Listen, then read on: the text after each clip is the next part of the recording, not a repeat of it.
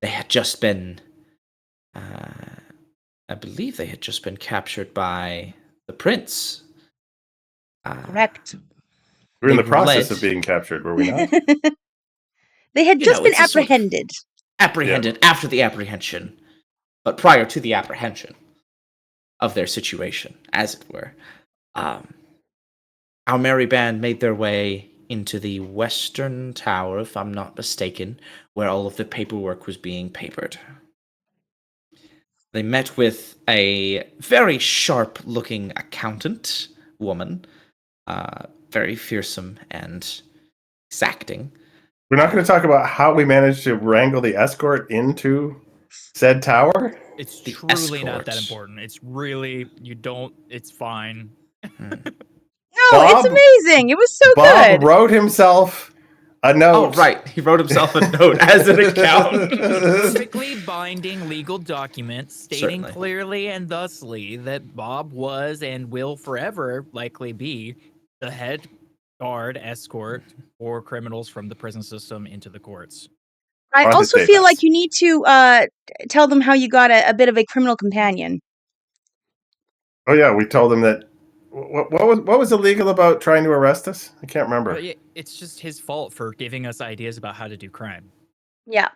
Yeah, he gave us a bunch No, of that wasn't suggestions. all in the same session. Yes. Yeah. Yeah. Wait, so Yeah. last we left, we hadn't even gotten to the castle yet. Yep, correct. Yep. That's where we Oh started. my gosh, I thought that was two There separate was so much sessions. that happened last Okay. session. Sorry, rewind. Normally I wouldn't do, but Lauren wasn't here, and that was such a good joke. And I do, Okay. Last we left our merry band of adventurers, they had just showed up to this realm of possibility, this domain of delight, of potential. They were apprehended immediately by a small group of soldiers. After some shenanigans and other tomfoolery, they were placed promptly into a cell and given paperwork to fill out. With one of the soldiers who had been arrested by one of his compatriots because was also in the cell with us. Yeah, we brought him along. Yes. He explains various ways that you could be arrested for doing crimes, which gave us the implication that we The knew idea now of committing crimes. because he told us, Which how made to him do the criminal crime, accessory to planning of a crime. to planning premeditated crimes. So Right. we ended So up he was having placed an in extra the buddy. prison pre-crime. with us. Pre-crime. My favorite moment of the session is he comes from their side to our side. Have you haven't listened to the session yet? No, he comes from their side to our side. A couple of things go back and forth about the new head guard, and I lean over to him and go, "What are you in for?" Literally a minute, like less than a minute of him walking away after being charged with this and told to join us over there. It was wonderful. I'm sorry, that was such a good joke. Lauren needed to enjoy it too. Yes. So, after being placed in prison, our merry band of adventurers were given paperwork to fill out. Upon discovering that the paperwork was not sensical in any sense of the word, our resident forager, Balbovich Krumpstilt, decided to take it upon himself in the instruction of these guards in their guardly duties. After some arrangement of ideas and papers, he managed to relieve these guards of their duties, as they did not seem particularly inclined to guardsmanship. Whereupon, he wrote himself as into the role of chief of the guard, and took us, the remainder of the party, into custody in order to pursue protective custody, presumably. protective custody. Protective custody.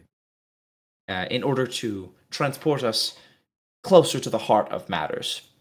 Whereupon we encountered Fuckface, and things proceeded to go downhill rather quickly. We were captured by Fuckface and brought to the West Tower, whereupon we discovered several fey creatures shackled to desks, forced to endure mountains of paperwork. This is where we met this very sharp-tongued and precise woman who seemed to be in charge of this, on the face of it, in charge of this Rita, organization. Rita, yes, thank you. Rita. Hello, Stella.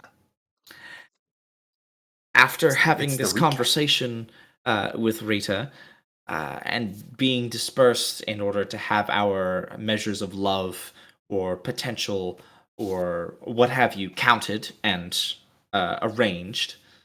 Hello, wonderful. This is Stella. Hi, Stella. Hi, baby. Look at the Oh, camera. she's so cute. Yes. Hi, Stella. Look at the camera. Hi, Excellent. Stella.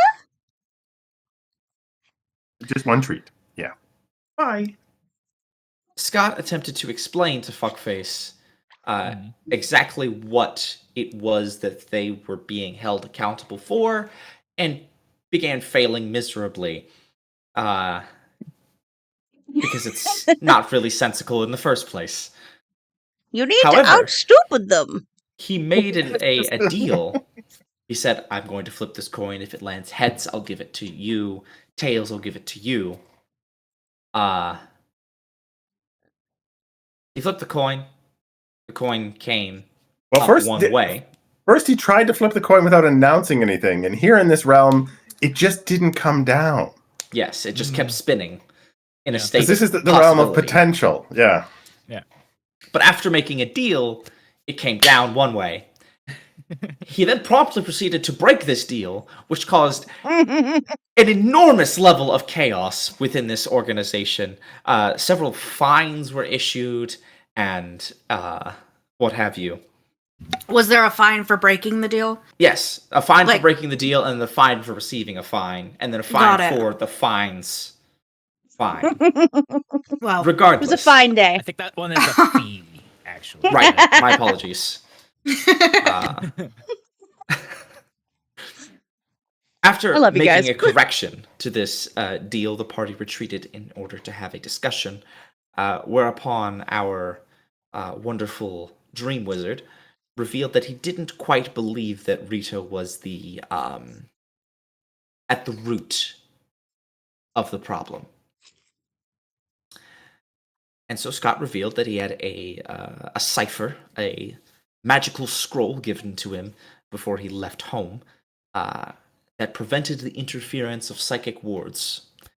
And after a series of frankly absurd rolls, and the employment of the cipher by our wizard, I was offered the free nat 20 from Cliff, from his character, as in, like, asked if he could hand the nat 20 that he has in his pocket.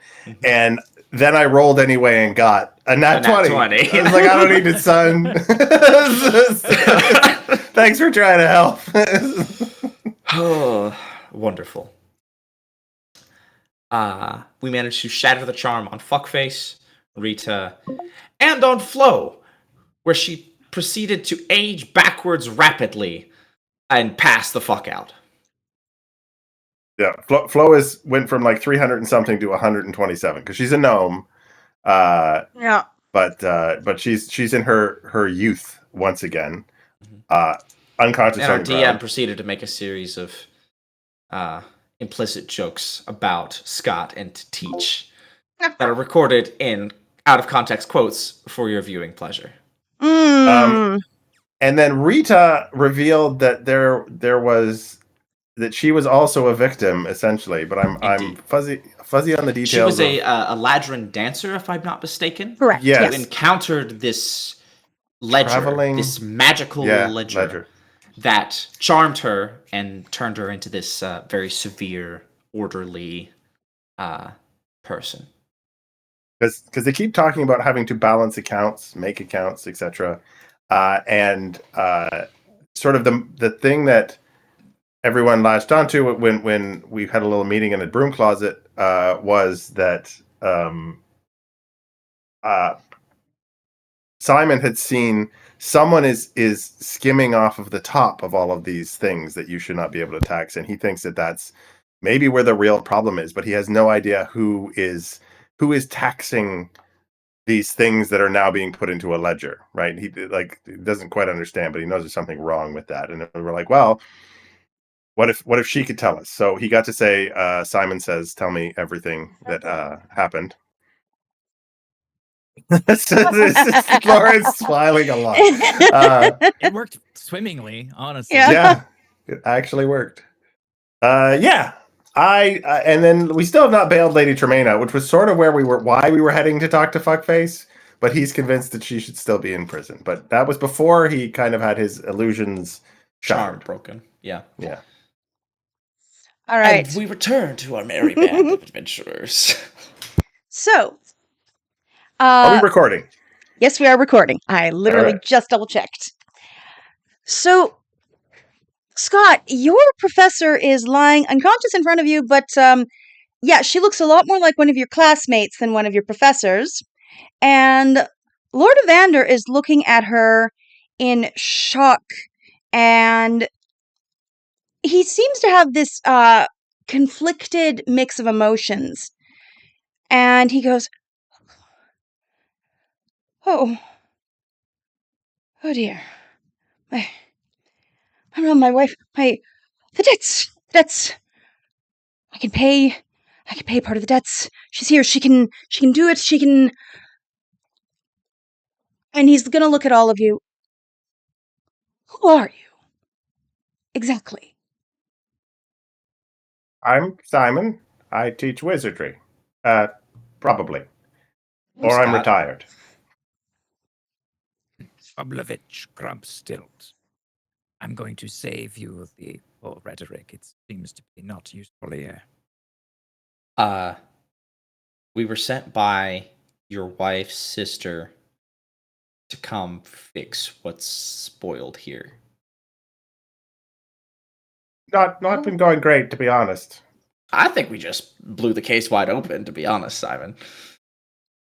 Okay, I'm down with you, but I think we've made some great progress in the last.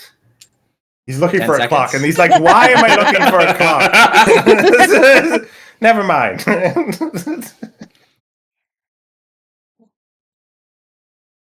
You? Oh, and he looks somewhat dazed, and Rita looks at him with a great deal of sympathy. Sir, it makes no sense, but you feel the pull, do you not? And he just sort of nods, and he looks at you three. Do you?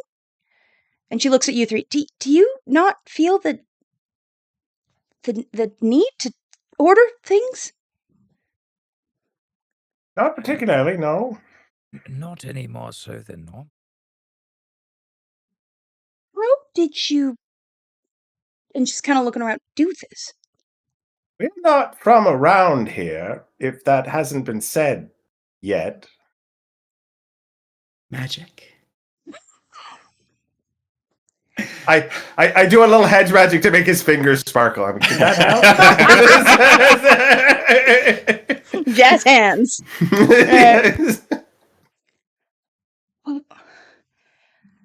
And Evander's. When they came, it was a gift for my wife. It was supposed to be a festival, a great celebration of her crown jewel, her treasure. And everything started to sort of pull. Everything needed. It was like an itch you could never scratch, and I couldn't sleep. I couldn't dance. I couldn't.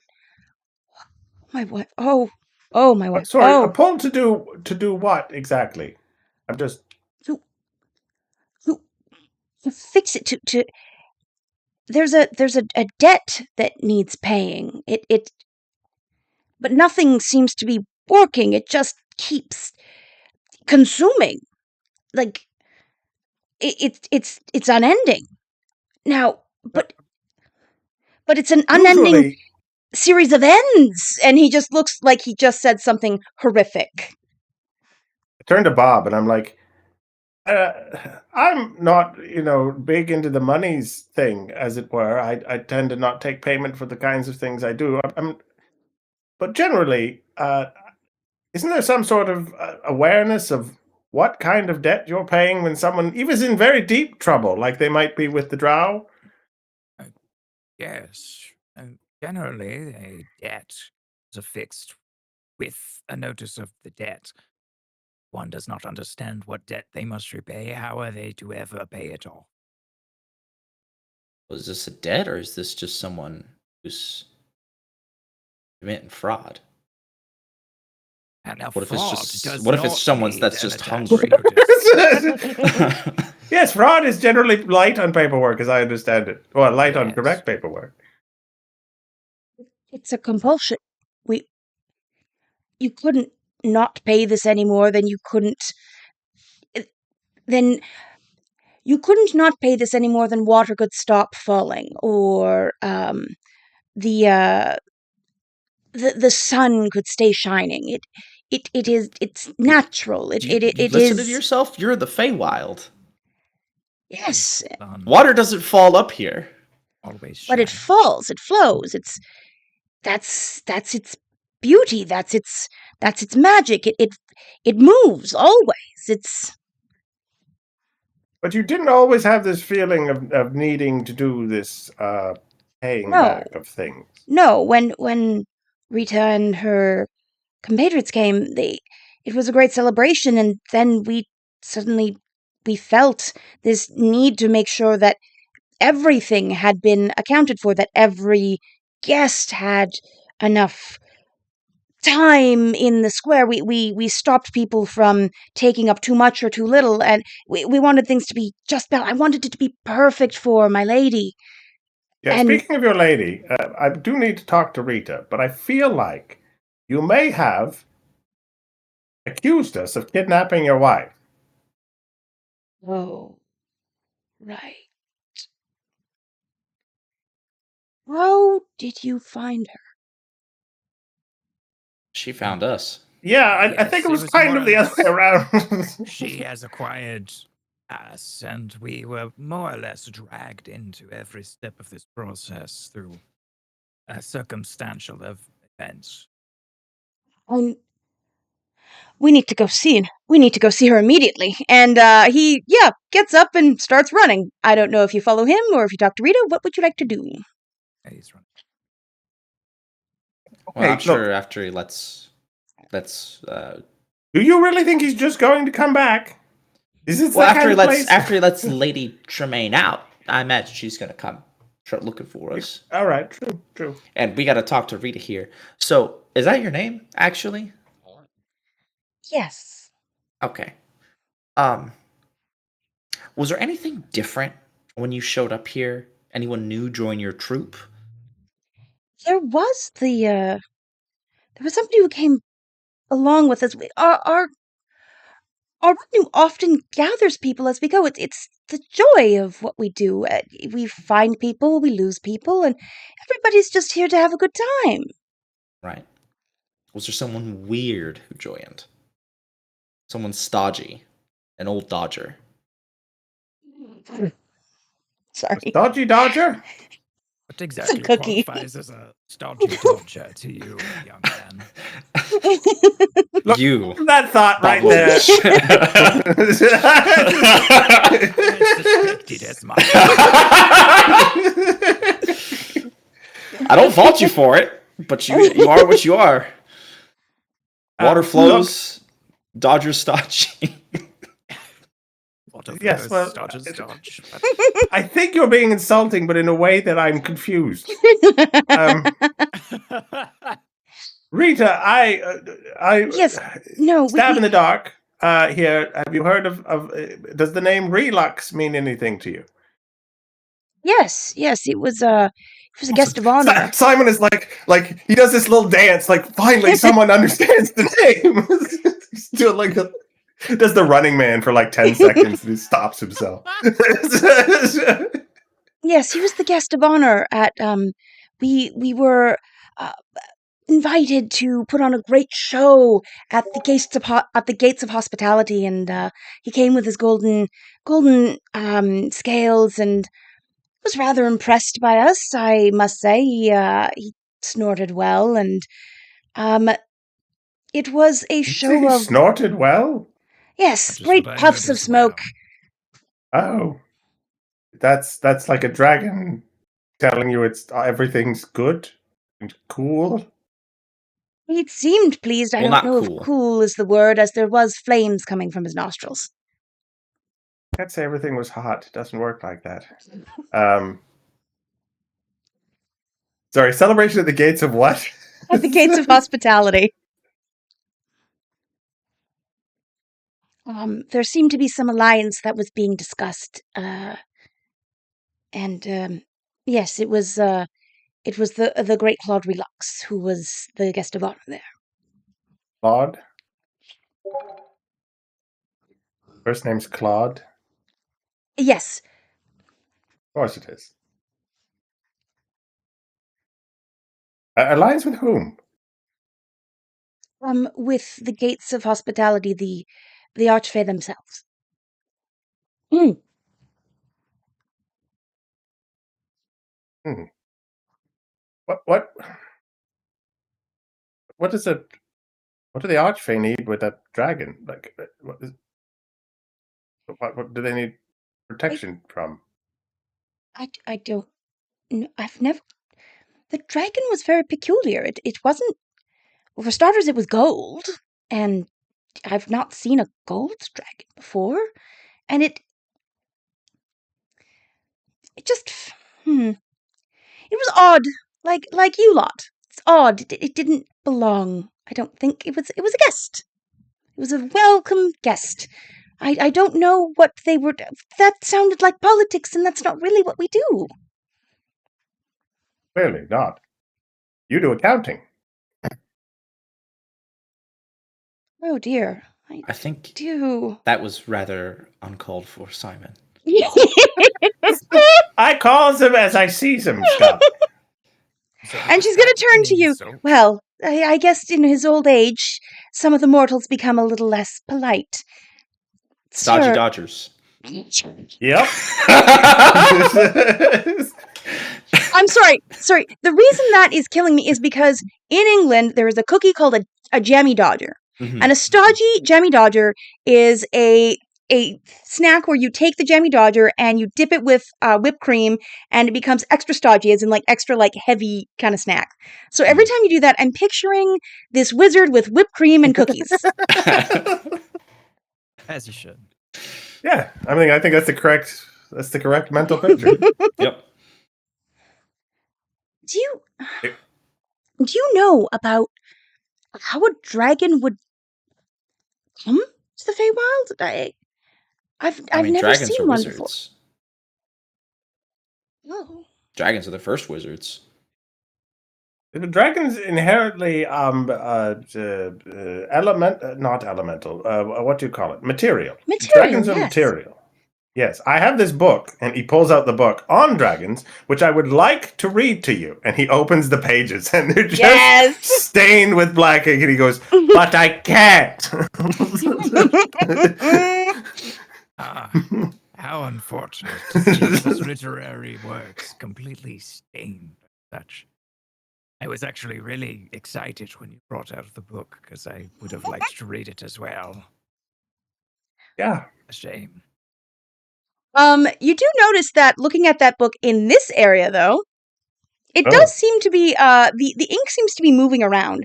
Like it's when your eyes won't quite focus. It's like you're trying to clear and things kind of go in and out of focus. Simon takes off his glasses and is like, stupid. He puts the book down. He's like, Bob pulls out his monocle and like adjusts it on one eye. Just like, it's a tricky book. And she's gonna take the book. May I? Maze. Yeah. And she's going to flip through the pages, and yeah, they're all like incredibly dark. And she's going to say, This seems like potential that has been rerouted in an unnatural way. It would be awfully difficult to tell somebody their story if it went off with ink that isn't going to set. And she tries writing something on the page. And yeah, it doesn't stay put. It just like glanced up, like trying to write on waterproof anything. I say you'd made it worse, but I don't think that's possible. I had an idea of what his story actually is supposed to be, where it began. Perhaps you could find something in the library. that would help you with that. Uh, they do have a fine collection. None of the books have ever been finished, but they do give you an excellent starting point. You're oh right. I forgot where we are. You have a series. You have a library full of like good opening chapters. Of course you do. They do give a great beginning, and you make the story what you would. Yes, What usually about I the have someone rest else of do the Come that here bit for for me. inspiration frequently. Right. So, I'm sorry, I'm trailing behind. I must have zoned out for a moment there. Are you telling me that there's only the beginning of this book? No middle or end? It's the realm of potential. How could potential have an end? Could someone have potentially finished the book, is all I'm asking. Yes, but you don't know what the ending is. That's the whole point. And she's kind of looking at you like, "Are you mad?" Sure, you could go finish the book. I will. Then it wouldn't be in this realm. Exactly. I think the finished books leave. Like the coins flip and don't flip and have heads and tails on both sides. Or like her, and he'll kind of like nudge Flo with his toe. She seems quite into it, so. Now, as you guys look at Flo, you do notice that she seems to have a really strong pull coming off of her towards the same kind of like, think of it like a drain. Like everything you can sort of go up, but everything sort of flows in one direction, and well, everything is flowing off Flo in that same way. Like it's like her magic is being siphoned off. It's like especially visible with Flo. Yeah. Like you can feel it. It's not just something that you can see. You can feel it. Like if gravity shifted just a little bit. Oh, great. Well, I'm quite confused by this entire place. Is she supposed to be doing that? No, I can tell you that right off the hop. Look, why don't we take... Where did your boss... where did... no, wait. What was his name again? Evander. Where did he go? Where would he have kept Lady Tremaine? Because I think if anyone has the wits to figure out what's going on with our friend here, it's probably him. Well, my guess would be their boudoir. That is where they spend most of their time. Well, of course they do. Making potential babies. And he's like, give me a hand, Bob. Scott, give me a hand. We're going to get her off the ground. Oh, yeah. Up over the shoulder. I mean, it's a little gnome. It's like carrying like a 10-year-old kid. Maybe smaller. Okay. I'm glad I asked you. Sorry, Bob. Right. There was a moment where I thought you were the guy, and then I realized you're her height. I'm the same size, so yes, that would have been much more Scott's just looking down at all these. Rita's gonna look at you. Do you know if this relief is going to last? The spell lasts about an hour. Right. I'm going to try to get over the Bridge of Being. Do you have passports? Did we end up? I think. Yeah. Yes. Wasn't the problem? Yeah. Could you make one, Master Crumplestilts? Just can't be that complicated. Seems most parchments that say anything work well here. Well, to get a passport, you need to pass the ports. Have you passed any ports? Of course, there's more to it. We've passed through several ports. Excellent. Do you have the documentation for it? Master Crumplestilt? Documentation? Which ports did you pass? Have a beetle! Was it the portmanteau, the portcullis, the portrait? We passed the portcullis. Well, I can tell you right here. I can tell you he's this fellow is important. Does that count? Oh, that will be helpful. He's pointing at Bob. I've crossed many a port in my time. Does that count if the port was not presently here? No, an expired passport is of no use. Ah, of course. You're going to have to comport yourself appropriately. Yeah, I've got an idea. Tuck in your shirt and tell her you're comported. I think that works. Simon, young Scott, you would be so kind as to bridge your hands in an arch-like shape. Yes. Bob steps through underneath their hands. There, I have passed the port of friendship.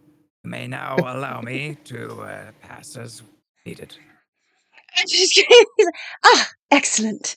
It's so much easier when I don't have to break the rules. And she's going to go and grab herself a nice little sheet of parchment and write something that looks very official, labeling your passport for the passing the port of friendship. If you take this to the Port Authority, they should be able to help you out. You'll need it to get over the Bridge of Being and into wherever it is you're going. I suspect you're wanting to go to the Gates of Hospitality, as it does seem to be rather important in this. That's the boudoir. Sorry? Well, does that lead to the boudoir? No, that would be here where Lady Tremaine is. Oh, well, that is our first destination. Yes. Don't sweat. Could I have a glass of port? Oh, of course. And she's going to make one appear. She's going to give it to you, along with a lovely little note. I have now passed a glass of port past my lips. And she gives you a official looking sheet saying, and it is labeled passport port. Perfect. Passport port. Port passport. Yeah, the passport of port. You passed the port of port. Grammatically, I'm having a lot of trouble. But, on the other hand, I'm kind of having fun. There's a certain charm about it, isn't there? I would advise you to go acquire Lady Tremaine while I'm still lucid enough to do this. What? Yes. Okay, look. I like you, despite all of the accounting that's gone on. And I appreciate all of the information you provided. But if you're going to accuse me of being lucid at any point during this entire adventure, I'm going to have to contradict you. I'm going to stay, well, until my blood starts to boil from the inside out, until that feeling starts to itch again. I don't want to stay here and do more accounting. I am a good person. I did good things. I was joyful. I was fun. I invited many people to the dance, and I don't think I deserve this. No, most certainly. You deserve to go have a good time. So, as thank you for your assistance, I will wait and try to offer help towards your rescue, but please, I can only do this for so long. Time seems to exist here. It's very uncomfortable. We're going to get Lady Tremaine and see what we can do about our rapidly flowing away friend here. All right. Meanwhile, Lady Tremaine, you have been brought to a very familiar chamber. It is your boudoir with your fine paramour, and it is a cartoonish example of somebody trying to woo you. There are roses, there are chocolates, there is a bard standing very uncomfortably in the corner serenading you, and there are a bunch of birds there. There's absolutely like heaps of jewelry.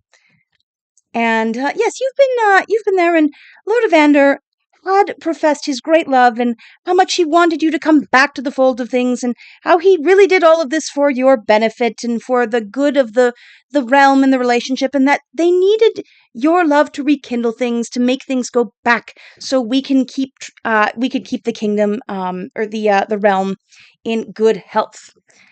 And then he ran off because, well, there were some shenanigans, and he was a little distracted. So am I just in my boudoir alone? Is there anything you'd like to say to him before he leaves?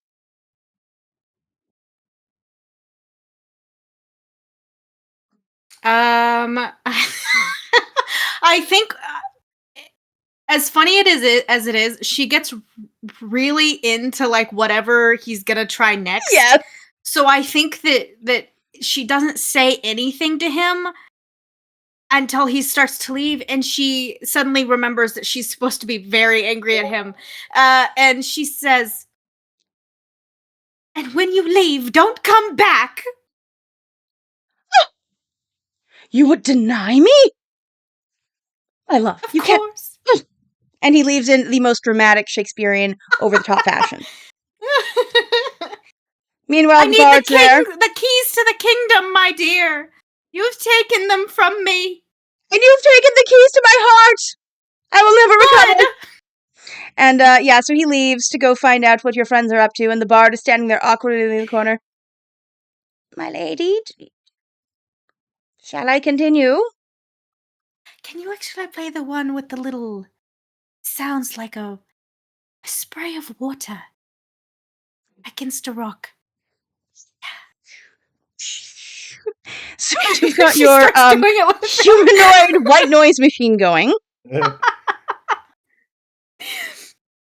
All right. So yeah, there are heaps of love letters, and he talks about needing to rekindle the spark, and how he has taken away all distraction, and how you are the true center of his affection, and how he can't bear to be without you. Now, you and your husband have always been, or your fiance, or your paramour, have always been pretty hot and happy. It's never been defined because you don't like labels; they're very uncomfortable. But Can't be he doing seems to really want to put a ring on it this time. I mean... Sorry, that was my All right. phone. Beeped really loud. That's the otherworldly saying, "No, don't do it." Yeah. Just her alone in the room with the bard. Oh, with the Yeah. with the bard doing Okay. the sprays and the heaps Yeah. of romantic tokens. Just doing a bunch of sound machines. Sorry, what was the question? I got distracted. So yeah, the letters talk about removing every distraction. So all of your treasures have been sent away, and all of your responsibilities of ruling have been delegated, and now he's got a whole bureaucracy, so you don't have to think about it. You can just be the object of his affection, and he wants you to get married and really put an end to this situationship that you've had going on. Ah, yes. My relationship. I mean, I can't marry him now. He started a coup. And the bard, shh. Is that a deal breaker? I didn't think it would be, but it kind of feels like it. What happened? Why? I mean, you seemed so happy the last time. Well, everything went topsy-turvy. It really did. And she sits down on the bed, but she's 400 pounds because she's a stone golem. So the bed breaks. I think she gets a little sad. She goes, well, there goes that bed. That's okay. We've had to replace it before. Brothers. Clip's face. Oh no. What? Oh. I am rightfully angry. He took my kingdom, charged me with child human trafficking. Oh yes, it seems to be a thing. Anybody who's trafficking people in the realm, it's been quite a crime. They get sent to, well, they get straight to the accounts. The accounts. The accounts, yes. What accounts? They started counting things. They started measuring them, finding out how many people were where, and, well, when you get them from the realm of the mortals, well, they're unaccounted for, and that throws everything off, and apparently Lord Vander didn't like that. Of course they're unaccounted for. That's the whole point of the Feywild. Nothing is countable, especially not in the realm of potential. Well, they started counting, and it got... My lady, if I may speak frankly, they started counting everything, and every time they do a tally, it gets harder and harder to leave. What do you mean? I mean, there are endings everywhere. She gasps. Yeah, and he's saying this this is like a white person trying to say the N-word. Like super taboo. Yeah, there are endings everywhere. There are roads that come to a stop.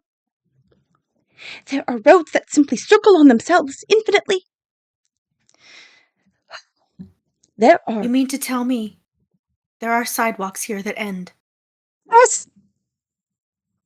They even built them with right angles. Gasp. I know. These ditties he's got me to play you, they're from some bard in the mortal realm called Taylor Swift. Oh, I've met her. She's actually quite nice. That's not important. That's not important. The thing is, we had to grab them from the mortal realm. How bad are we doing that we need to go steal the magic from the mortal realm?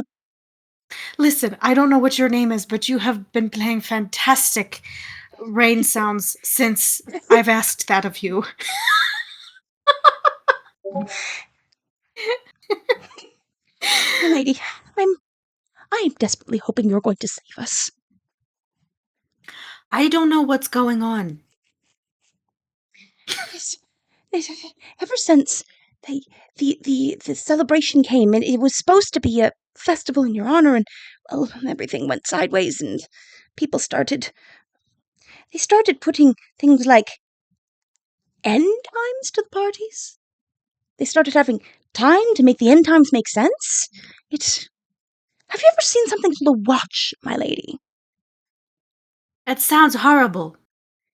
It is this talisman. I think it's from a very evil realm, and it quantifies existence. Well, that just sounds awful. Why would anyone want to quantify any type of existence at all? I don't know, but I have started seeing them popping up everywhere. I think they are bringing things down from the realm. My lady, if you could leave and find out why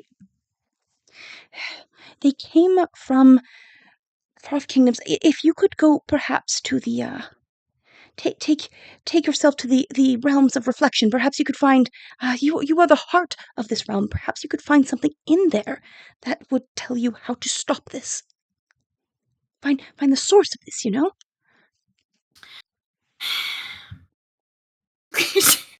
That sounds hard. She kind of sighs. She goes, The realm of reflection usually shows you endings. It's not my favorite. My lady, you're so strong right now. If you were ever in a position to look so deeply, surely it's now. I don't know. I just feel like there might be another way to do it, you know? Something that doesn't require so much introspection. You know, my lady, introspection is one of the paths in the forest that leads to a great deal of potential. It's sort of one of those secret wells that can bubble up when you least expect it. Have you been there recently? The realm of reflection? Yes. Oh no, I haven't been there in. When was the first flower born? Oh, I believe that was shortly after the Violets put a request in. Shortly before the Violets put in the request for dancing. Yes, that must have been sometime between the foam of the ocean and the stars glinting. Yes, it would have been around that time. Yes, it would have been around that time. That's the last time I went to any sort of realm of reflection, and that was just because I lost my bowl, and I needed to go find it. Perhaps it is time to try something new. Some strange, I've heard the mortals say, out-of-the-box thinking? I do suppose you're right. You may need to consult some mortals on that, though. I'm not really sure how to go do that. And Well, speaking of mortals... She goes, I know where to find some. I just need to get out of my room. Can you help me up? And she goes to help you up, and you see a very distraught-looking Lord Evander coming to your window. My lady, I'm fight anymore, please. She crosses her arms and she goes, I don't want to fight either. I think I might have done something wrong. You think? I know, it's strange. I've not done that much before. Very What gave it inexperienced. away? I don't know what just happened to me. Sorry. The oddities that you brought with you, they seem to have... Oh, also, I need to show you something. And he's going to literally, grab your hand. He's taking you back with him. He wants to show you something. Are you going to allow him to do so? Yes, but she's going to slap his hand away. I'll follow behind you. Oh. Yes, my love. And, he's going to bring you back to the party. And before you stands slumped over the shoulder of Scott is a very familiar young woman. I recognize her? You do recognize her. My sweet pea! Where did you find her? She looks at everyone. Who? Is this the boudoir? Like Scott thinks you're looking at him, and he's like, "My sweet pea." Nick? The one you're holding, like a sack of potatoes. Oh, you mean Teach? No, Flo. her name's Sweet Pea. Flo. Yeah, it's Flo. Flo. You look remember so there was young. like a Is that a temporal event? Yeah, we kind of broke the charm on your husband. And he's going to look to you. My love. You remember the deal that Sweet Pea made, yes? I'm aware. Breaking it seems to be something that is really being called to accounts immediately. And I'm hoping it will anger you if I were to settle those accounts and bring her back to where she belongs. I think it might alleviate some of the pressure here. And she kind of... is there like a couch or a chair or something that she can direct Scott to lay her down in? I mean, we can say that you guys head closer to something nearby. Sure. Okay. Nice little gazebo sort of thing going on. Okay. Well, you lay her down here, and she'll gesture to like a couch, but I'm like picturing like a therapist armchair couch. like a chaise couch. lounge. Yeah. Yep. There you go. Cool, if that's what it's called. Learn something new. Scott is still trying to feel this out, so he lays Flo out, but he's also like standing close by, sort of protectively. Like, what's the stones? Yeah. And you see this just stone golem of a woman just kind of lean down and look with no face, with her faceless face. And she seems to be studying Flo intently. And she reaches a big stone hand out and she pokes her. All right. Just what are you trying to do? I think she's trying to figure out what her deal is. Like, I know that she's made the deal, or she's made a deal. But are you trying to figure out what Flo's deal is? Yes. You would know this. So Flo, when she was your treasure, sorry, it's been a while, so yeah. Flo was one of your fine treasures, and when she left, you were very excited because normally you bring them back to the world of the mortals, and they go and live out their potential there. Her potential was actually to be lived out in the realm of the Fae, and you had to bring her to one of the other courts, and she was supposed to like live out her potential there. However, she didn't do that. She ended up spending a bunch of time in the realm of the mortals, and this caused quite the scandal and some tension between you and the gates of hospitality. Cool. I think then as she's studying her, she's trying to figure out what happened, like why it happened. So I think she's trying to reach out to whatever magic she has left tied to this place to see if she can't determine why it was that Flo went so wrong to her. I will offer you a GM intrusion.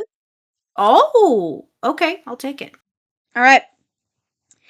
In reaching your magic towards her, you feel a very strong pull, and it's that same sort of flowing downwards towards something that you haven't checked out yet. But you also feel the same sort of. It's like if something oversweet has started to turn. And it's the same sort of weird desperation of like, no, we have to make this work that you were getting from your husband not too long ago. And she's getting that from Flo. From Flo. And knowing what you know, this is a relationship that has been left in limbo. Okay.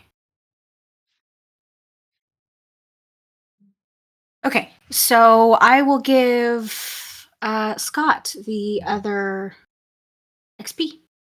However, as you do that, it is going to ping a bit of an alarm. And somebody is going to start tugging on her quite intently. Okay. Well, so that's not good. Okay. You were a massive disappointment, and I don't know why, she says to the unconscious form. And she'll turn to Evander, and she'll say, you need to get her out of here. Something's pulling, and it's probably not a good idea for her to stay here. Scott's like, well, wherever she's going, I'm going, because that's what a hero does, right? Wherever the thing is, you go run towards it. I'm Yeah. not sure. Significant raised eyebrow from Simon. Yeah, just silence from Lady Tremaine. She goes, I don't... She's going to accounts. Doesn't really sound very heroic. Not going to accounts. The trail isn't leading that way, is it? Is it not? Sorry, I'm confused. Heads up. Yeah. Where are we going? Or where is she going? Yeah. So, sorry, I don't think I was clear on that. So she's got to pull towards accounts because she's got an unpaid debt, but you know that debt is probably with somebody at the Gates of Hospitality. Okay. So your options are kind of, you could take her to accounts and let the debt pay out that way, or you could take her to the Gates of Hospitality and try to like talk to whoever she likely made the deal or relationship with. Okay. I vote the second option. She'll say the two options, and then she'll give her opinion. I vote the second option. One, because accounts just seems horrible, and I can deal with Gates of Hospitality. Yeah. Do you you're from here? Do you need a passport? What is that? I think that is no. Scott still needs a passport, right? Is that more of the P word? Yes, it is more of the P word. Ugh. Well, I mean, I think our master of ceremonies here could whip me up a passport, right?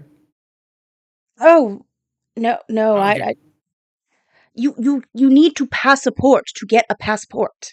Right, I understand that. But look at Boblovich and look at Simon, like... his hand for the port of. Yes, friendship.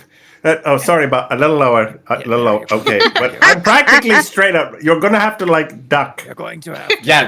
He does. Scott like gets down. He's like duck walks through the port, comes out the other side. Oh, that looked fun. Could I Pass through the try? port. Yeah, absolutely. Who makes her a pass? Who makes her a port to pass through? Truly such a large stone woman tries her very best Oh no. to shiver through. This is Stretching further than I should. Here, let me take that from you, Bob. Oh wow, wow. okay. Tight fit. And it's a little bit. Yay! Oh gosh. You've passed through the port of friendship, and that's All our right. title to a fun. passport. We're all friends now. We're all friends. Welcome to my realm. It's a little weird. Lord Evander is going to look at you.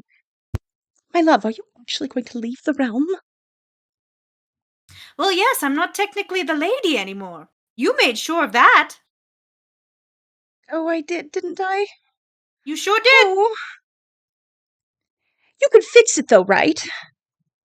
I'm going to try, Evander, and then when I get back, you and I are going to have a very, very long conversation.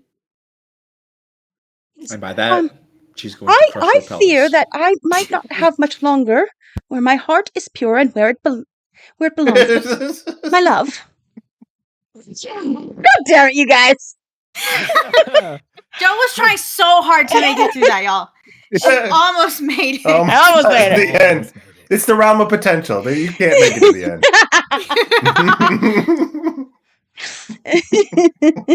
Oh man, that's why their marriage works so good. They never make it to the end. Goes on and on. Anyway, my love, I fear I will once again not be myself. Dear, fine, magic is temporary, and I will be waiting for you in my heart of hearts, and I will try to keep the realm from collapsing in on itself. I know what I'm doing seems strange, but it is actually keeping the destructive tides from taking everything.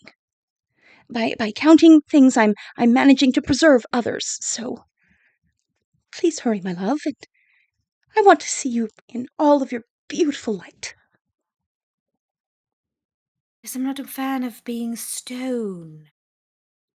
But you are beautifully strong. Perhaps you would like some company. And he's going to kind of wave his hand, and Flo is going to be shrunk down into a lovely crystalline sort of pendant. And he's going to offer it to you. I know this is a little more of a treasure than you typically love, but you've always done well with them. And this is what she does. She's crossing her arms, kind of turning away from him when he presents it to her, and she goes, Oh, there's hope yet. Still potential. The flame isn't dead. The spark can still be relit. and she actually has another little pendant, actually, that she's wearing on a leather chain around her neck. And it's it's actually a sweet pea flower that's been crystallized. That's crystallized. Yeah. And she will put the actual sweet pea onto her necklace and turn to the others. Shall we move on? Yeah. Oh, I never thought I'd say those words. Anyways. Don't worry, it ought to be temporary. As I believe we are going to get to the bottom of this, as they say. I certainly hope so. Baby steps. Getting to the bottom of things is fairly close to the end of them. Which Is that a joke about my size? No. Endings, terrible things. That's why I like the books in this realm. They don't end. Well, except for that one book I read the other day. It was horrible. I saw the words "the end." Wait, War what? flashbacks. Trauma. Sometimes you have to ask yourself, is it a red herring or an actual plot point?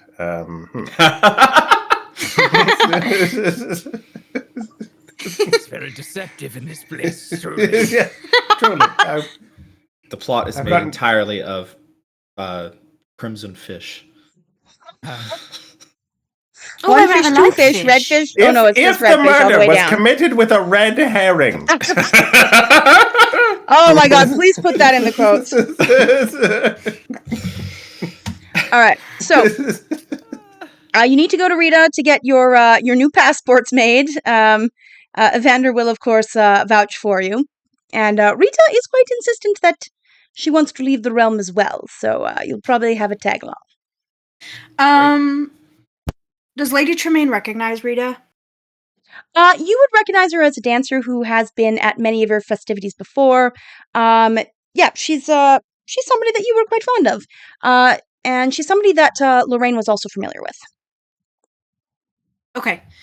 I think then, is she? I'm assuming she's not dressed how she normally would as a dancer. No, she's currently wearing like a very, like British pin suit sort of, she's got a hobble skirt and a very uncomfortable looking jacket on.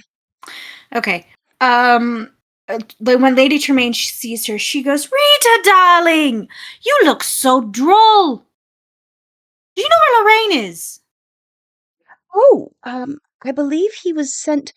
I believe he took the child, the last one that you were hosting. I believe he took it with him. They were trying to escape the realm. They were seeking assistance. Oh. It was well, they were going to go see your sister, and if that wasn't to work, I think he was going to try to return the child to the mortal realm. Without my permission?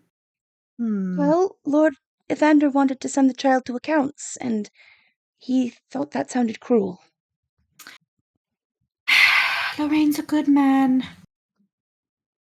He was put in a very hard position. What kid was that? Oh, he was such a sad child. He really was. I looked at him in an alleyway somewhere in the material realm. I don't remember where. And he...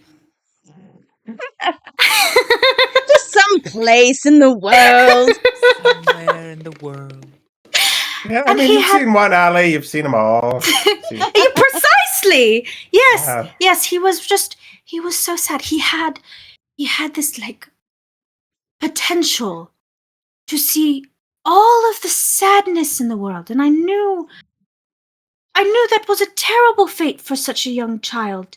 So I wanted to show him the potential of happiness. Because I don't think he was ever going to get it when he returned to the material plane. So I wanted to provide it for him. He was my lily. That's what I called him, my lily. And she gets kind of sad and wistful and just completely stops paying attention to everyone who's there. Do you actually bother to learn the correct names of your kidnapping victims / human trafficking targets? Why would I do that? Yeah. Solid. It's You know, I'm starting to figure out how things work, but that doesn't mean I don't have to like it, right? That's What did... Yes. Okay. You are afforded that, yes. okay. Based on Lady Tremaine's description, Scott doesn't think it's that little child that showed him to the fairy circle. No, he doesn't think it's Lorraine's child, no. Oh, okay. Didn't think so. But it was worth a shot. Right. Did we want to stop in that library for your book, Simon? Try to find the beginning of halitosis? Haliflaxis? What was his name? Halitosis. I don't believe what we do for Claude halitosis. Relux. I don't know where I got Halifaxis. I don't know, man. Anaphylaxis? What? Listen, We Anaphylaxic. don't want that here. I only passed. I only passed a couple classes. Okay.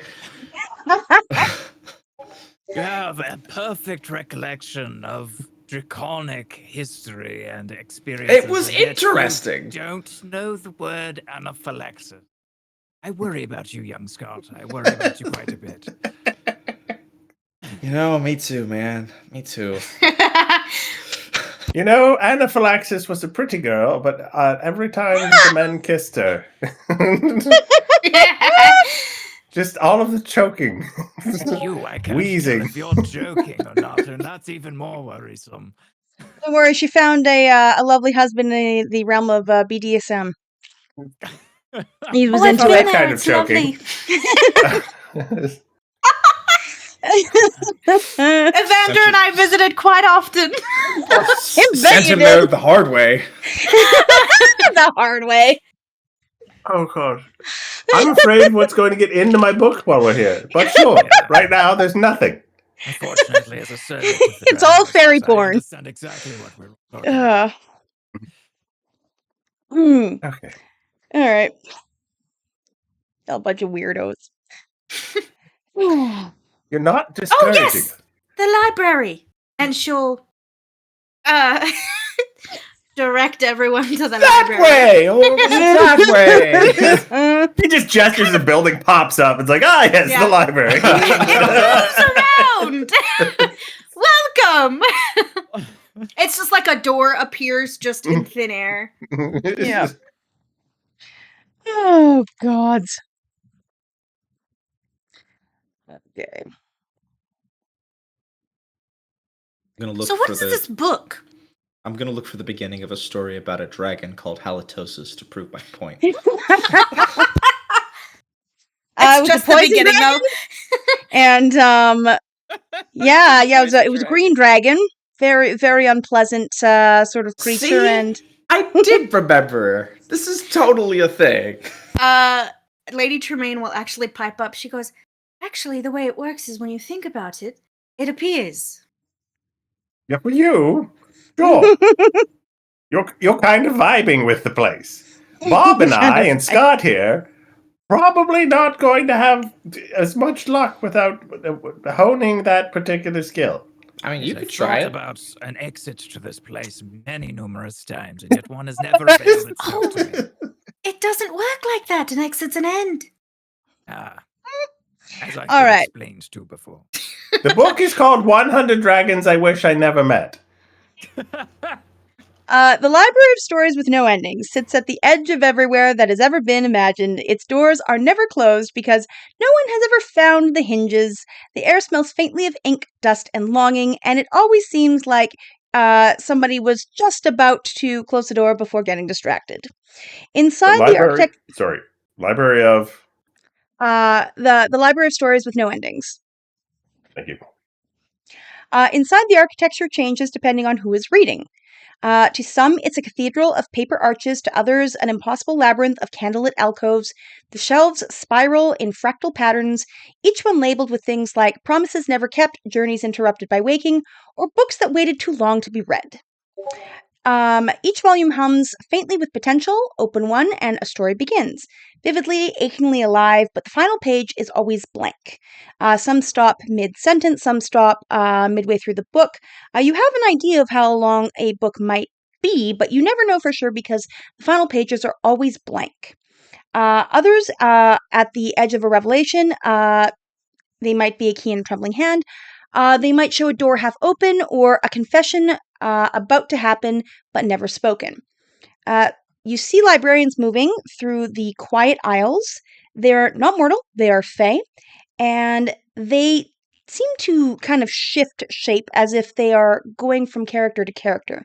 They tend to shift depending on the book that they're holding, and they are removing several volumes. You see, there's a like a stack of kind of like on a what's chariot in English? Cart. There's a bunch of them in a cart that seem to be getting. Oh, I was laughing at Lawrence and couldn't tell you. Oh, okay.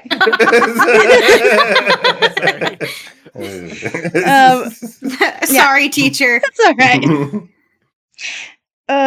Master of Education. So yeah, the books are coming off of the shelves, and they seem to be strangely full. And yes, they do have an uneven weight compared to the rest of the library. Oh, I lost my. There we go. Occasionally you see somebody, like a visitor or a patron, slip between the aisles. They look like they might be from other parts of the realm.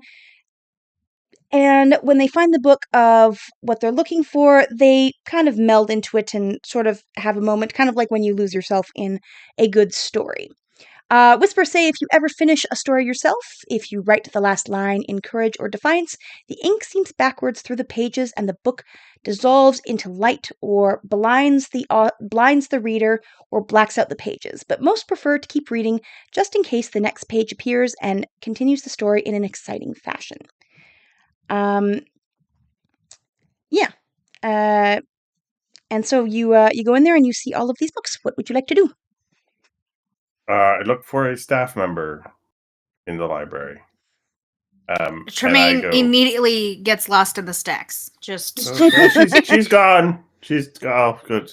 Did she leave a little like a trail of crumbled rock or something? I mean, every step that she takes shakes this place. I'm Yeah. that hard to find. it's not, she's not hard to find. All right. Yeah. You see a very she looks kind of like the portrait of a fairy godmother. And go ahead. Wondering if you could help me, madam. My name is Simon. I'm from away. These are my friends, Bob and Scott. Are Good you fellows. an author or a reader? Well, I'm slightly worried that if I looked hard enough, I would find my own memoir in here. But today, I am a reader. Wonderful. And which story do you seek? I'm wondering if you have another copy of the start of this book. And he holds up 100 Dragons I Wish I Never Met.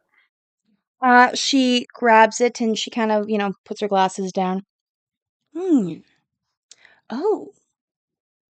Oh dear. You don't seem to have taken very good care of this one.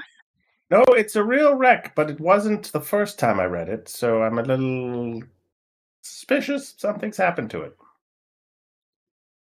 Is this from our collection? Well, I was ready to answer no. And then you said that in a certain way that made me not want to be definitive about the answer. So I'm going to go with maybe. Where did you find this particular volume? on my shelf in my tower. I've collected a number of books over the years. Sometimes people bring them to me. Other times I've requested them from the university. Going to be straight with you, I don't remember this one. It's kind of a large bookshelf. So, to be clear, are you saying that, are you trying to fool her into thinking that this isn't your book, or is he genuinely unsure where the book came from? He's genuinely unsure. Like, he was sure when he walked in. Yeah. Now he's like, fuck, man, I don't know what's going on. Maybe this is your book. Maybe I brought a book back to the library. Right. The fines are enormous. Yeah, it's like, I don't want to pay this fine. First of all, I wrecked it. That's a problem. We have started instituting fines. It's a very strange system. I can't say as I'm a fan. Well, what I would say to you is everything is fine, and you can pretty much use that as a general rule. Everything is fine. That does make me feel better. Yes.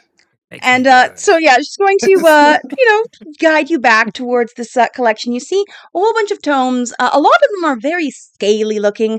Some of them look to have been singed or sodden or encrusted in various types of precious gems. And she tries to pull one off a very familiar looking tome. And she gives it to you. It's 100 Dragons I Wish I Never Knew. And are you going to open it and read it? Yes. All right. Despite the GM intrusion that may be coming my way. Well, funny you mention that. That's exactly what happens. You read that like a book. It's weird. Yeah. All right. When you try to open the book and read it, you do get some information about this Relax, but you recall the fortress that you met the stoned teenagers at? Yes. Yeah. Well, part of that story seems to be coming into play in this chapter of the book, and it spits out in a rather horrific fashion and tries to melt your face off. Ah, yes. So literally, flip, Mhm. flip, flip, whoosh, fire Yes. in my face. Okay. Eyebrows gone. Can I please Hair- have a hair speed? stripped back. Can I please have a speed defense roll? Difficulty. The difficulty of 5. Yeah. Tremaine Okay. pops sure. her head out of a stone stack. You don't know how she possibly could have heard it, but she goes, "Careful, they'll do that," and then she'll disappear back into the stacks. Your timing Watch is your fingers. impeccable. Difficulty 5. I only have 6 speed points. Don't Can have I any offer edge. a player intrusion with an arrow of possibility? You could, yeah. Please don't make me sprout insect eyes. Again, you have no, to I've tell got me. got something You got else it. in mind. Go for it. I would like to. So as he's flipping through the book, and then he turns it and he sees that telltale glow of fire, and Mm-hmm. he's like, "Oh shit, that's an evocation that's about to blow up in his face." He goes to pull for his spell book at his hip, and he misses it and grabs one of the arrows, and he's like, "I guess that'll have to do it." Boom into him, and as it hits him, you'll feel like this stiffening at your side where it impacts. Not like a pain, but just like a stiffening. And that spreads all over your body as you briefly become metallic, like iron. Oh, great! We've got a Tin Man. And iron specifically. Oh, Iron becomes Man. Sorry, iron. because Well, he is in the Iron Fae. Man. It's the Fae and iron. Mhm. Offers me an asset on the defense roll. No, it's a player intrusion, so it just fixes it. Okay. You're Cool. immune to fire now. You're Iron Man. That's one way to handle a situation. I don't. Okay. I will give Scott the other XP. All right. So as oh, also sorry, I forgot to do this.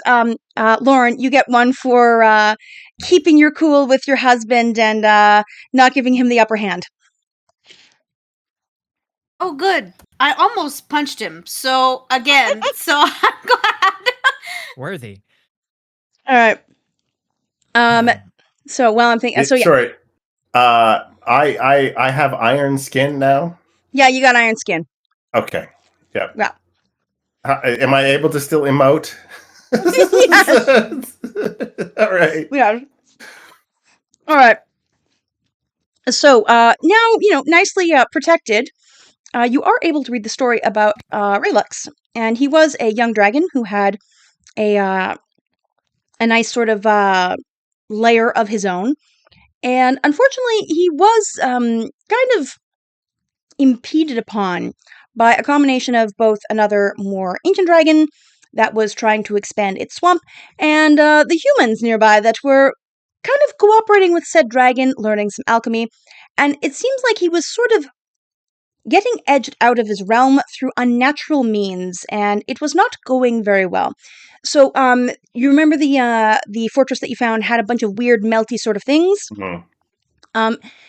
That is probably explained by the combination of the acid from the dragon that was attacking him, as well as the cooperation from the locals who would have kind of like teamed up with the dragon to get the gold one out of their territory.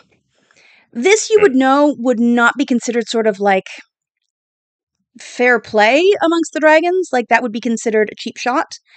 considering the age of relics at the time and the fact that he did have a fairly established hold in that one small territory. So that would be something where you think that this would cause a very, like, this would cause some strange behavior in a dragon to have that happening that early in their lifetime. So, from what I can read, and Scott, you be careful with those, because I don't know how this is going to play when I get back home. I don't think it lasts forever. Was it written on the arrow? I mean, Flo's eyes got better. She also aged backwards. Yeah, I don't have I don't have a whole bunch of artificial aging to regress through. It's okay. Like I said, appreciate you no seem like you fireball have to a the decent face. amount of artificial aging that you could go backwards to. No, all of my aging is 100% natural, Scott. No, hers is too. Is it? I think the note that our good friend Simon here is saying is that Florentina was a name and was many centuries old, as he is. Conceivably, you'll correct me if I'm wrong, a human, and does not have nearly a century to regress. Right, but I don't think it was the amount of regression that caused the bug eyes to go away. Or even necessarily regression. It could just be... I'm also magic. curious, Scott, are you truly sure of anything that is happening here? Because I certainly am not. I'm absolutely confident that he'll be fine. Not the question that I asked.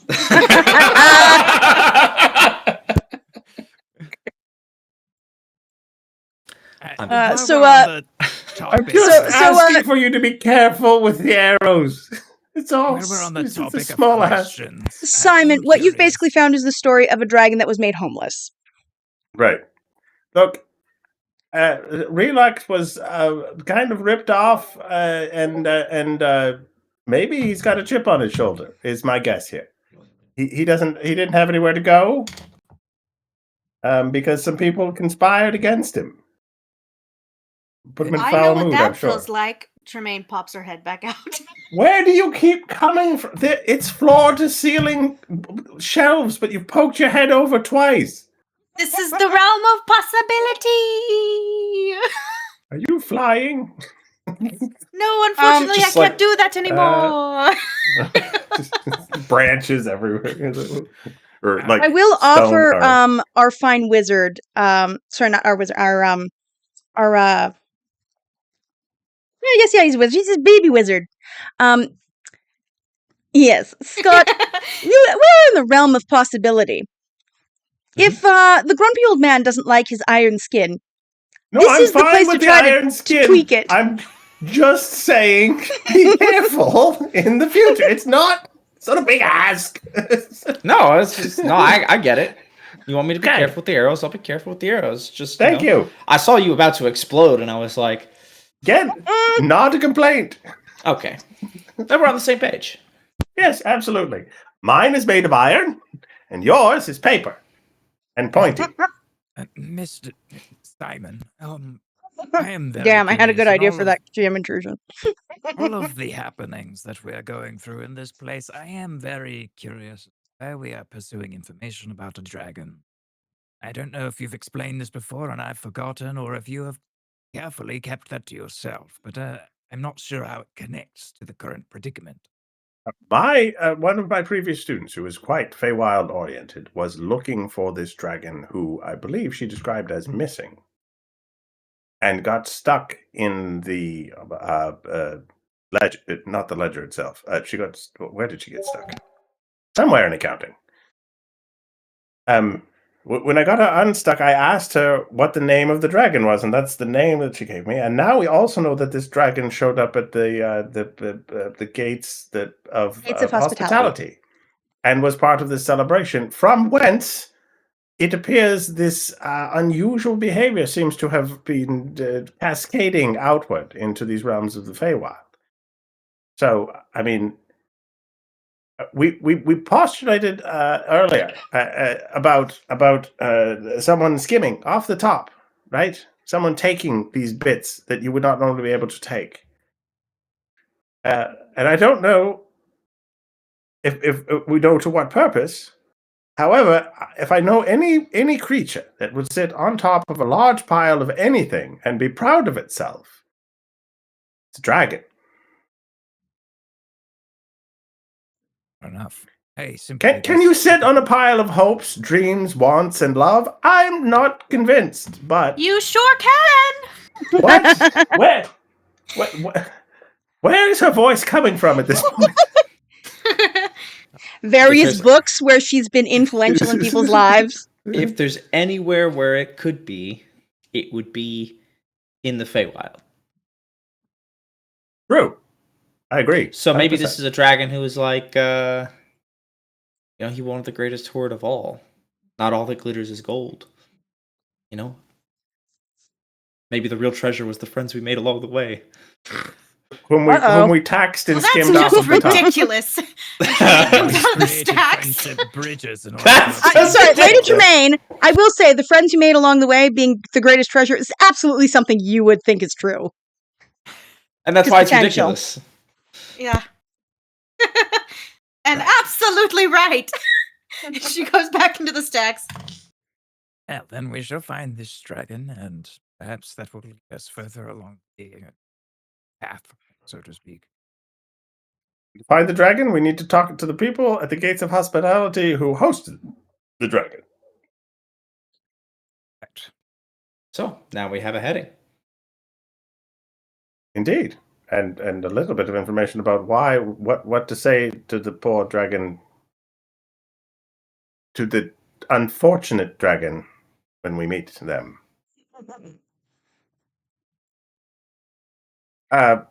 Tremaine, lady, how do we walk out to the Gates of Hospitality? I don't know where that is, and I'm pretty sure there's no map. I'm assuming Lady Tremaine knows how to get there. You do. Whether that still works or not is up for debate because, as you've noticed, a bunch of the ties to your realm have been snapping. And, yeah. So there is certainly a way. Don't know if it's gonna quite work because we did have to walk here. So, Lady Tremaine, you would know that there are the possibilities of leaving by boat. You could leave over a bridge, or you could try to kind of like fly away in some fey bullshit shenanigans. It's up to you. She will present those three options to her companions and say, "Take your pick." Oh, where's the closest bridge? You said Bridge of Being earlier, didn't they? She makes a bridge with her. She just bends back, makes a bridge. Yeah, Scott's gonna like walk over. No. That's one that you can literally go to. Cross another person. But I don't think it's the bridge we're looking for. She's bridging. I'm just messing with you, darling. It's over here. Just like drops the facade, most common sense. Oh, the bridge is over here. It's literally right out the door. Before we do leave, GM, I have a there was actually something I did want to be doing while I was traversing the stacks. You're not just trolling your friends? Yeah. That was the fun part of it. Yeah, she went and got a troll to give her some lessons, help her out. Yeah, absolutely. Nobody trolls better than a troll. This first rule you learn in the Feywild. Yeah. Right in the name. Right in the They're name. not fond of goats, though. Go ahead. The gruff ones. Like, who has the next punchline? Who?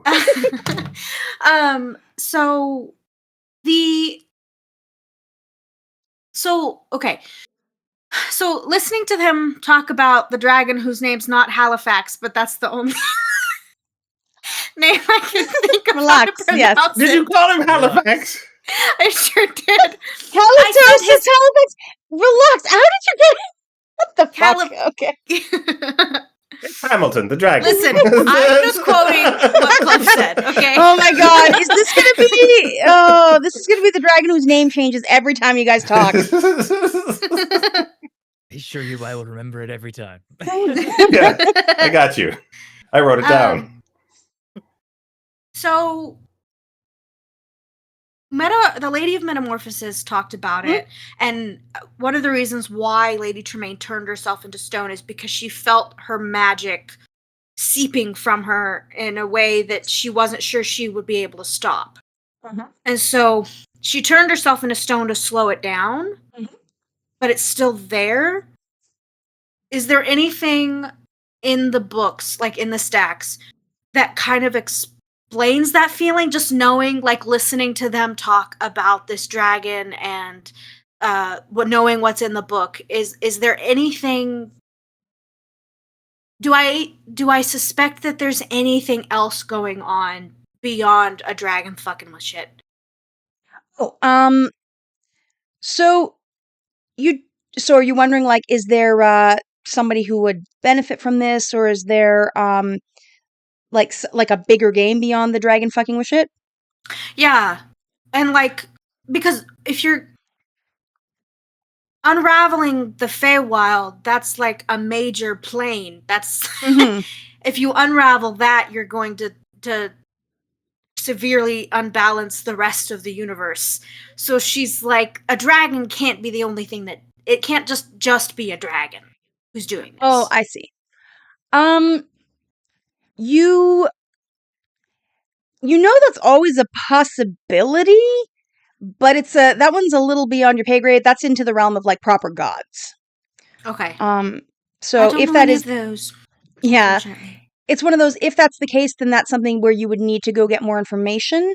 You don't Okay. know of any that are tied to this to a young dragon. You could Okay. look at devils and things like that. If you were wanting to look at, things like the war between planes, but it doesn't seem Okay. like something that has come into play quite yet. Okay. This And seems then more like a regarding disease than it seems a okay. full-on attack. Oh, well, that's a question. Can she find anything in the stacks that describe this disease, like or something similar to it that's happened before? Roll me a intellect check. If you have anything for investigation, this would help. I don't, but I do have an inability in tasks involving patience, willpower, or discipline. That will apply, I'm afraid. And this one is a difficult one because this is very much a little obscure. For the Feywild, anyway. Yeah. Yeah. This would be a level 6 task. Oh, so a level 7 for me. What's level 6? Level 6 is 18 to Yeah, level 7 is 21. Okay. So you got to put Alright, some effort in one just to make level it of markedly effort. possible. Yep. No. That is not right. I do like the inspiration, though. So I will offer Boblovich a GM intrusion if he wants to take this one on. Give it to me. Boblovich, you have been in many a battle where unsavory practices have been used to try to take out an enemy. Yes, there isn't honor amongst the Drow in the same way that you would see in the Lit Realms.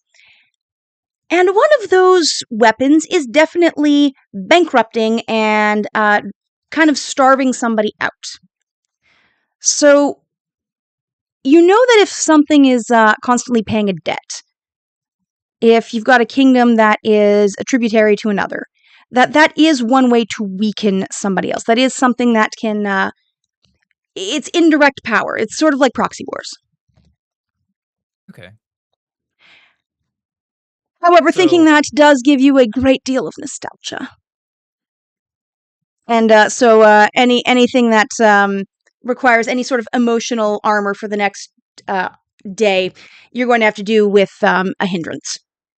Okay. So like intellect defense tasks with Yeah. the hindrance. Okay. So he kind of zones out for a little bit. He's staring off into the really, really imagining that exit out of here still not coming. Lady Tremaine comes out of the stacks and she says, "Well, now I was trying to find a book on diseases because I thought that might be helpful. But instead, I found a book about puppy dogs, and that was far more interesting." Have you, as you all were looking around, I couldn't help but open a few.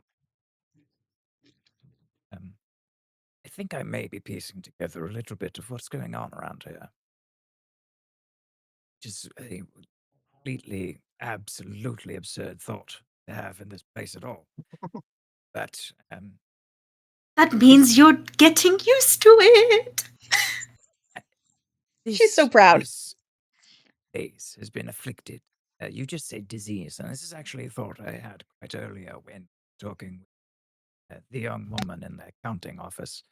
This place seems to be afflicted with some kind of disease or curse, which makes them compulsorily organized. A tactic could be used to claim other houses, or in this case, other realms, be to weaken a target by drowning them in bureaucracy, so to speak. Unpaid debts, unfathomable amounts of unpaid trade, or situations they can't feasibly dig themselves out of, be used to economically and morally bankrupt, so to speak, region. Could be used to weaken them to a position where they are easily conquered. Perhaps this is what is happening into your realm. Perhaps a rival of a, not sure how your politics work, but perhaps a rival decided to enact these I accounts. don't think it's a rival. I know you're used to the back and forth of the underdog, where everyone is out to get everyone else, but that's distinctly not what we've seen here. There's either confused people or people trying to help. But when someone starts a ruse like to convince one that one must pay something, you usually have to start by like convincing them of something reasonable that is not in fact true. I don't know when the convincing here happened. It just sort of seems like they've inexplicably had the wool pulled over their eyes. There's magic at work here. Yes, well, where I come from, there is the fallacy of mortality to consider. You can always kill. Here in this place, they do not have such woes.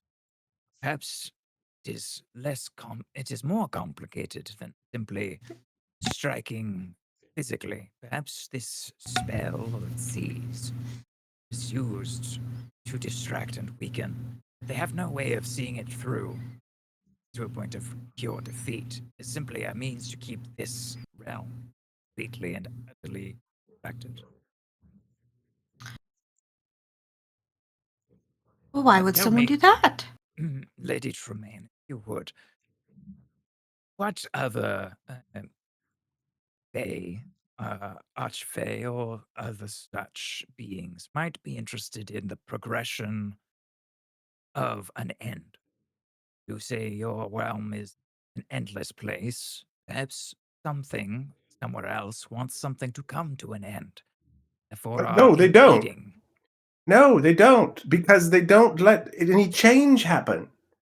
They've done the same thing elsewhere. They're trying to stop anything from changing. And in order to get to an ending, I'm pretty sure things need to change. So Well, it's they'd have not to just change in here. the realm of potential. Yes. But the whole point about the realm of potential is things don't necessarily change, they start here. And then it's Morphe's realm where things change. Right, but your connection to those has been cut off, right? So your potential cannot be realized in the other realm. It's Don't remind me. So, There's many I'm ways. gonna clarify something here just to make sure that you're on the same. So, the realm of potential is, yeah, like it's a starting point for all these things. It's Lady Tremaine when she takes treasures, she like buffs up their potential, gives them more possibilities. Um, the realm of metamorphosis is something where you're in between changes, where it's the like, oh, I'm about to become something else, and that happens in various parts of life. So that is attached to Lady Tremaine's realm as well as many others. And that's why she was concerned, was because all of those connections were snapping. If you wanted a place that would have an end, that would probably be a place that was connected to either Shadow Realm or Mortal Realm, someplace where you would be exiting the Fey Realm. Yeah, well, above table. What Simon is saying is that if they were interested in bringing things to an end, they wouldn't be separating these realms into individual things. They would be trying to uh like breaking them apart doesn't help them, because then they have one place where things end that isn't connected to anything, and they have Yeah. one place where things change that isn't connected to anything. So he's like, I am as a player, but Yeah. Simon is of the opinion that the person doing this doesn't want the Feywild to work, right? That they want it to be a broken system and to somehow gather energy from that, like continuously It's not so siphoning much things that they off. want things to end, is that they don't want things to change. Yeah, that's right.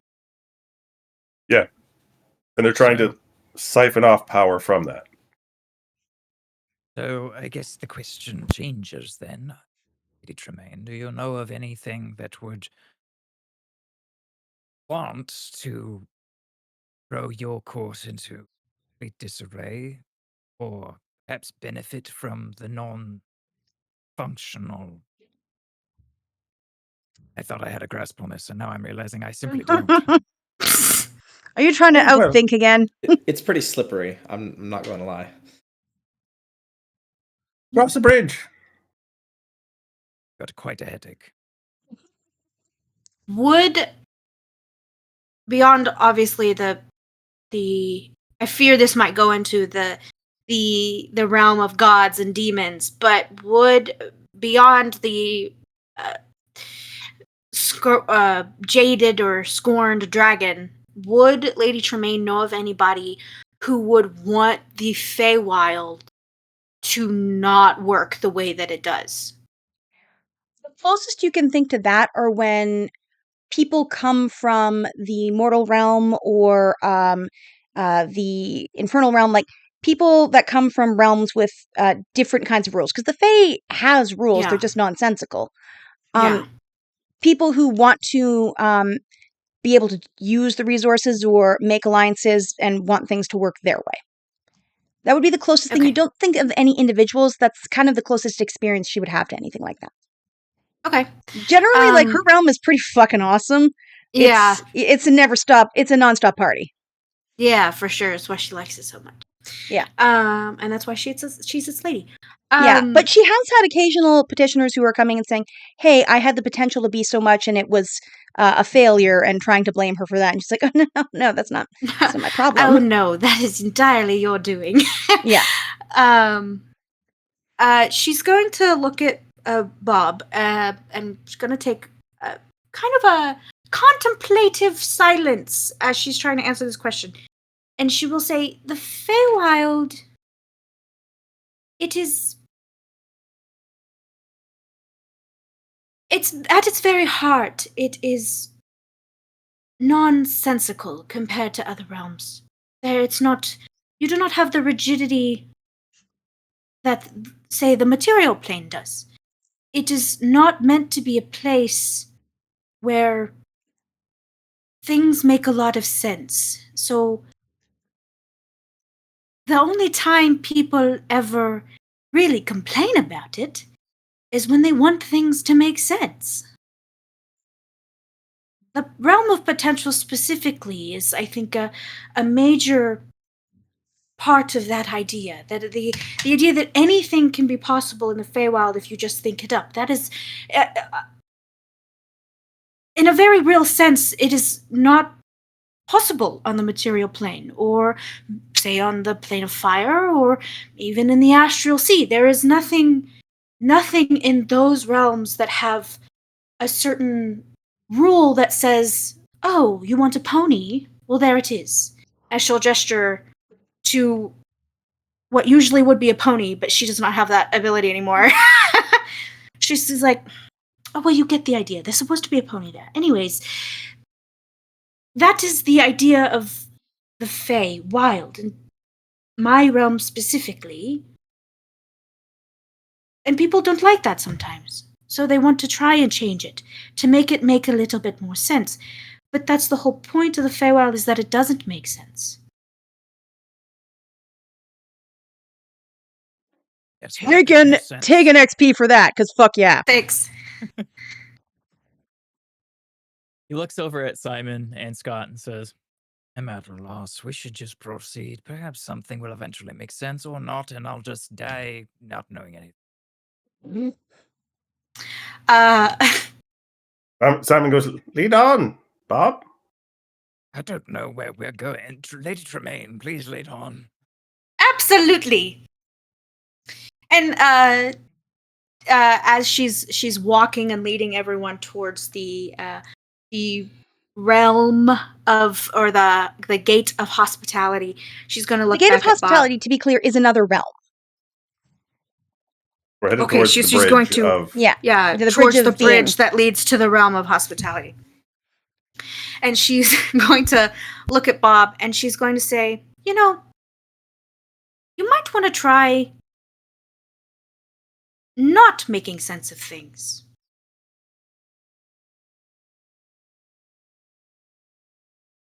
Okay. So, He looks pained. as we're walking, which I presume is not a short walk, Simon goes to Bob. He goes, look, I know I've been giving you a bit of a hard time, occasionally razzing you and this and that.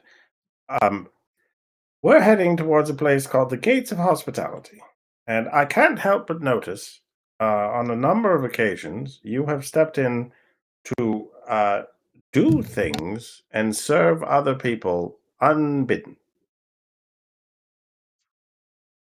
Yes, I am by nature of my training throughout the years a servant, first and foremost. Why are you still serving people who are not your master?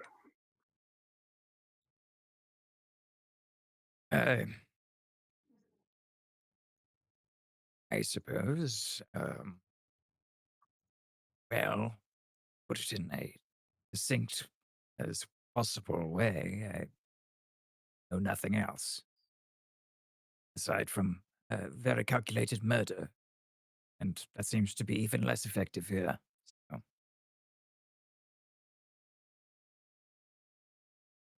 Have you considered the pleasures which those who have been served by you have received? worthy of such things. Uh, Lady Tremaine, help me out here. Oh, sorry, I was watching that bird over there. What was going on? Why does Bob not think he is worthy of being served? And I say this in Bob's interests and also very much in the interest of the place we are going, his current attitude potentially causing a great deal of havoc. Oh, well, that's simple. No one ever told you you could.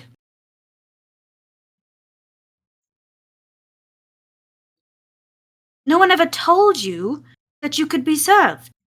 People only ever told you that you were a servant. Yes, that's what I've ever been. No, that is what people have told you you were. I understand you're from a different place, my lady, but where I come from, you get told these things and you do not have a choice. They tell you you are something is true, or you are dead. Well, that doesn't sound very fun at all. It sounds like the society you're in doesn't really do anything to encourage any sort of potential. Quite the contrary. Those of a higher bloodline are well perceived to be very full of potential. Matriarchs and matrons of the various drow houses are afforded every potential conceivable. Ah, because that's because people told them they had the potential. Simply because of a preconceived notion for their bloodline. Yes, things are very much more concrete. Laws, traditions, written words, it's in place. Society has a function. Not everywhere can be as flippant as this place, or else the world would collapse upon itself. These Well, now rules that I do must agree, exist. unfortunately. There is a time and a place for order, but in terms of. Sorry, my dryer is going That's all absolutely. right. We're going to have our 10-minute break shortly. Yeah. There is a place for rules. Whew. I do understand. Fundamentally, that there are certain places that have to be the way they are because that's the way the the the universe is made. There has to be some type of balance. So the nonsensicalness of the Feywild matches the rigidness of the material plane. However, you're not in the material plane. You're in the Feywild. You hear you hear just like an exclamation from Simon. He's sorry.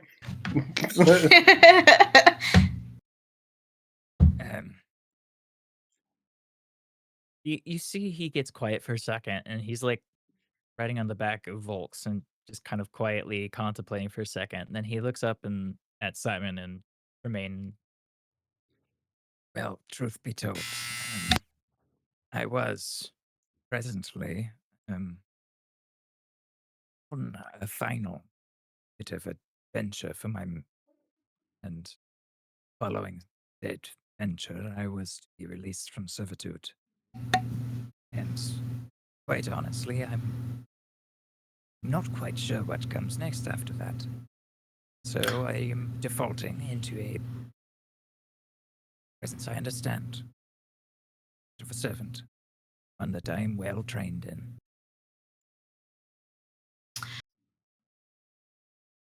So I want to understand. You were presented with a moment in time in which there was a multitude of paths laid out before you. And you chose the one you were most familiar with, and one you did not seem like you enjoyed. Am Quite I? the contrary. Being a servant for the house of Jane Ray has been my utmost honor, and the greatest thing that I've ever amounted to. You have to understand, where I come from, a goblin in my position is unforeseen. It's very, very strange. An enigma among my kind.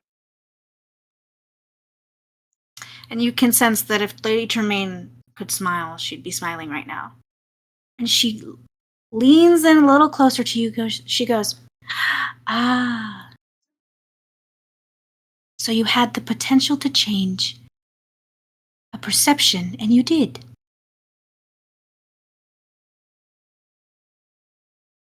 I suppose I did. Well, just do it again.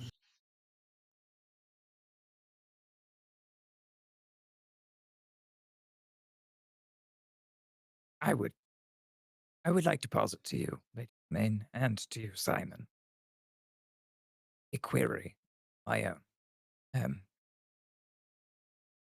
Hey, Simon, you have been a teacher, am I correct? Your adult life.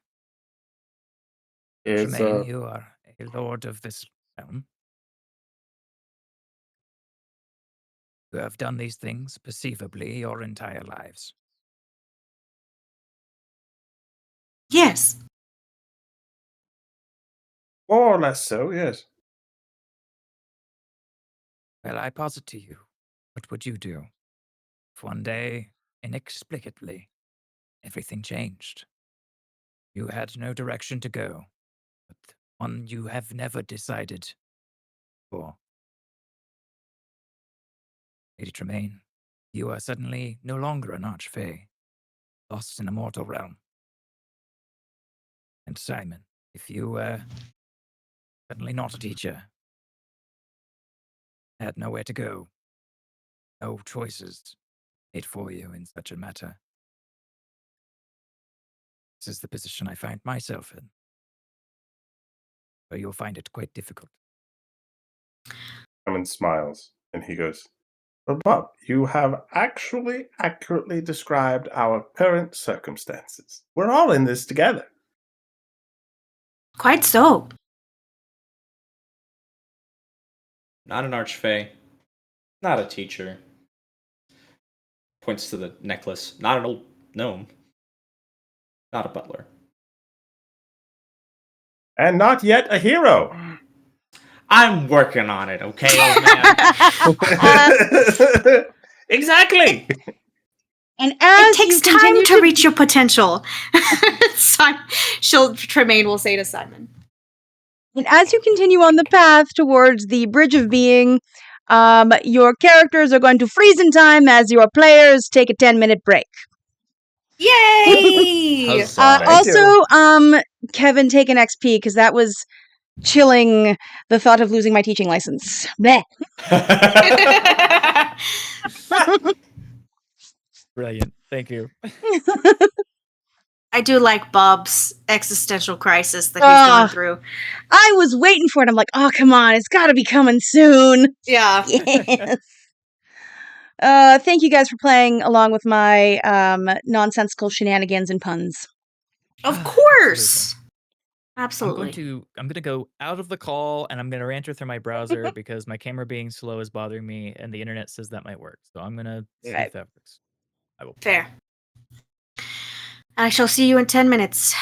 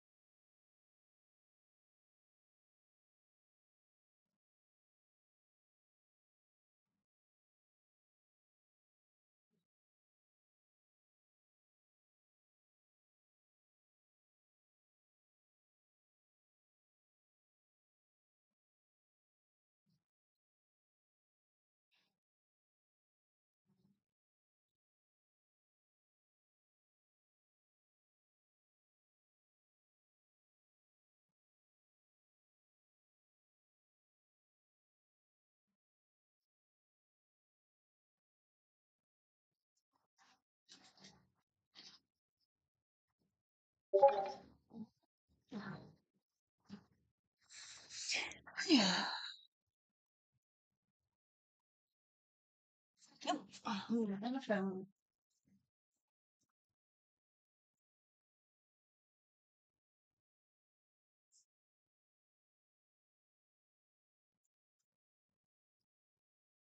Heyo. Greetings. Everything cool in the world of Cliff? Your friend all right? Yeah, H is disabled, and so posts in the chat like, "Hey, can someone hop into voice with me like right now, please?" I was like, "Oh, something wrong? Fallen, can't get up." No, H was at a like a dinner party and driving home. Wanted to make sure they stayed awake the whole way because they were just exhausted. Yeah, I've been there, man. Listen to the radio, don't do it sometimes. Sometimes you gotta be literally talking to somebody, and it's like... H had a really bad headache, so didn't Sorry. want to listen to like Blue Jays hit a banging. grand slam, so I'm gonna go high five my wife. Okay, hell yeah.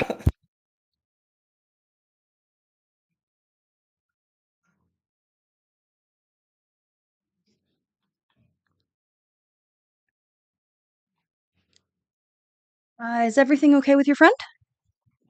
Yeah, H is fine. H Okay. driving back from a dinner party. Wanted to make sure that she would stay awake. Got it. Yeah. Nope. When things happen, it's like, oh yeah, no, that's a right now sort of response. Yeah. Thank you for playing along with my my port pun.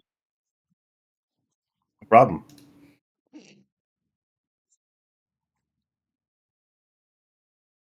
You are My going to wife have to is... go through the port authority to get to the bridge.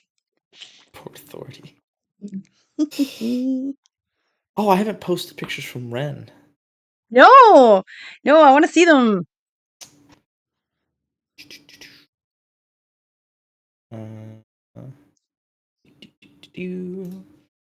Jays just scored 7 runs in the 6th inning and are up 9-2 in the first game of the World Series. So my wife is happy. I'm happy too, but Hell yeah. Yay, sports.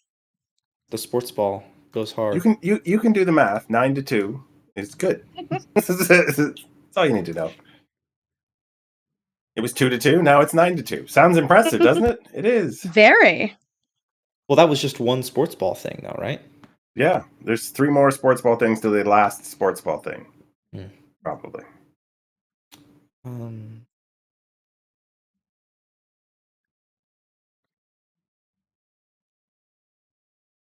guess I'll put it in memes.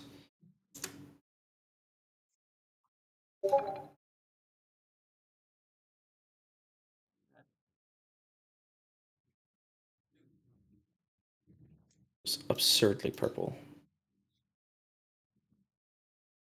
Are you the purple person? Are you in there? Yes, that is me. Wow, I'm impressed. Everybody's a tiefling. Oh wait, not everybody. I Yeah, think you're so- going to need a bigger bow. So the Ren Fair had a guild hall where they did D&D one shots. So me and my friend signed up for it, and that was the guy we got paired with. Bowman has eyebrows that are to die for. If you're trying to express yourself, man. His eyebrows are like He's a very like expressive fellow.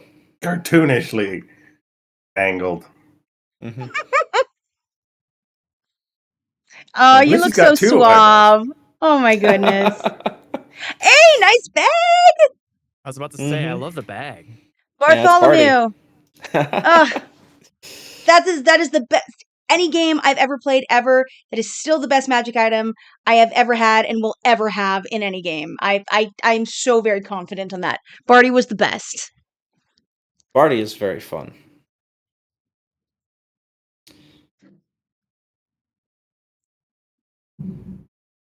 Barty has made appearances in my games with my teenagers. Of course he has. Yeah, because he's the He's best. magic. But yeah, the tiefling duo. So the lady I'm with, she is. We're playing an online West Marches server. Our characters were both cosplaying as our characters from that server in the first photo. It's awesome.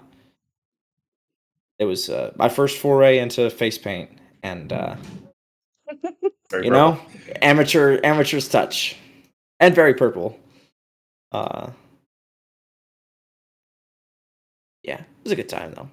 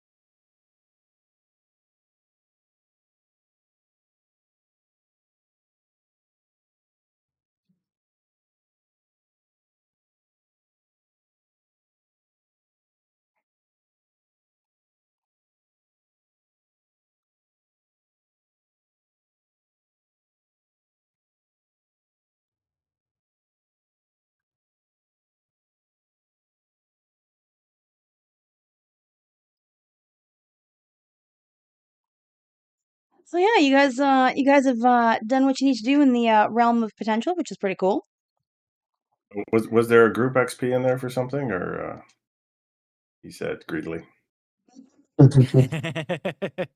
Apologies, just suffered a power outage. We'll be back online shortly. Oh dear. Oh, jeez. It's a It's been night a of night. technical issues out here, yeah. Also, have we been able to take a rest of any kind? No, but that is coming up.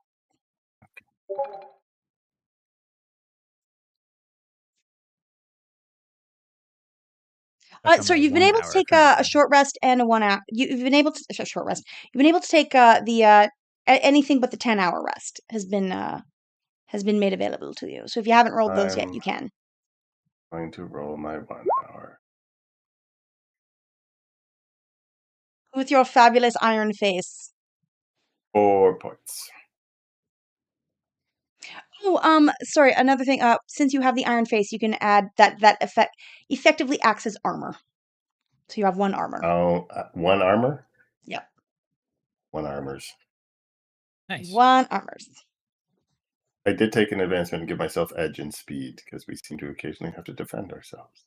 Lovely. Yes. The armor is not going to count against you in terms of your movement, though, like because it's your skin. Okay. Yeah. 1 armor.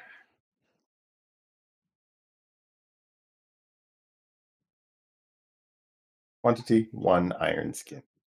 Not to be confused with the wineskin or a water skin. Probably don't want to get too frisky with any of the Feywild denizens. Might cause some discomfort. That was most of the reason they needed to keep him from getting too frisky. Yeah. Pretty much. It's Randy Simon. He's That's been what they cooped up call in that tower his whole life. Randy Simon. Jesus. Right back.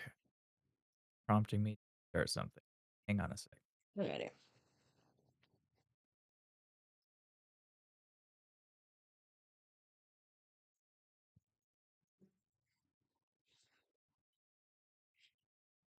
The weekend. Ooh.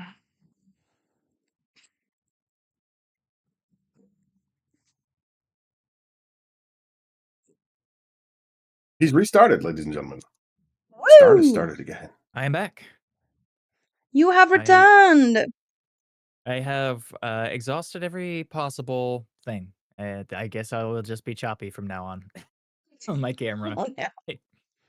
I've looked into every possible setting and tried every trick that the internet tells me, and I am still slow. So I don't know. You watch in 2 days, it will just miraculously clear itself up, and you'll be like, Probably. the It'll actual be like a fuck. Discord update. It's probably just it's Discord spaghetti code somewhere in the background. Hates me particularly, I guess.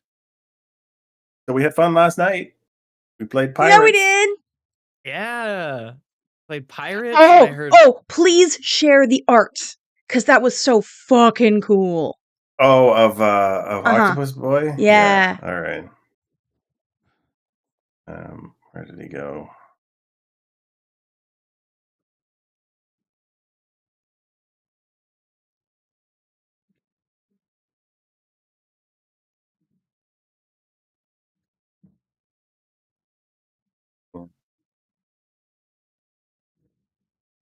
Sidebar. Put this chat.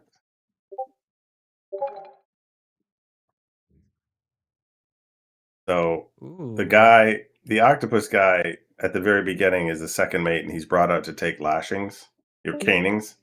And he takes the caning from Lauren's character. She's the one who has to strike him, and she tells him to count, and he tells him he won't. She goes, the count doesn't start until you start counting.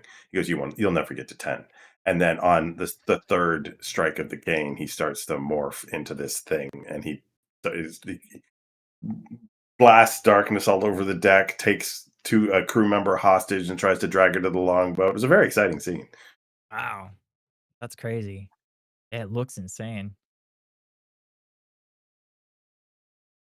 Then they pushed him overboard, and something much larger and also octopus shaped just gulped him up in a and dragged him into the endless dark depths. Oh. Is that And your then first session last night? Yep. That was the opening scene. It was fabulous. It was so good. And then the other people on the boat are like, yeah, that was too much. We got to get the fuck out of here. And the characters are like, her character doesn't want to get the fuck out because she thinks it's just as bad where she's going because she has a small problem. Yeah, problem. Of being hairy problem. Being a maniac werewolf with none of her regular protections. So yeah. But they don't know that because she does all of that without anybody watching. Yeah, I'm curious how this is going to shake out.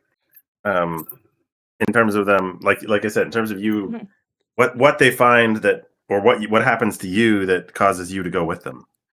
Yeah. My guess is, they find something that indicates that they could get closer to either the person who betrayed her, who potentially still has her jade heart, or she hears about somebody who got like pieces of the material, the Ruatil's kind of stone, or she hears about somebody who would know about containment of other beasts and other sorts of magic, and she's like, oh, maybe that would work. And somebody will say, oh, there's this magic knowledgeable thing, or there's this cool powerful thing, and she'd be like, I'm also wondering if she gets she does not have a good time during the ambush, and someone is like, well, you're coming with us and you're not in any condition to say no. That's entirely possible, because at the end of the transformation, she's fucked. Yeah. Are you talking about Celeste? Yeah. Oh god, yeah. If somebody caught her, if somebody saw her after she had her hunt, that could definitely be the case. Like, yeah, we don't want the pirate to have that one anymore. Ah.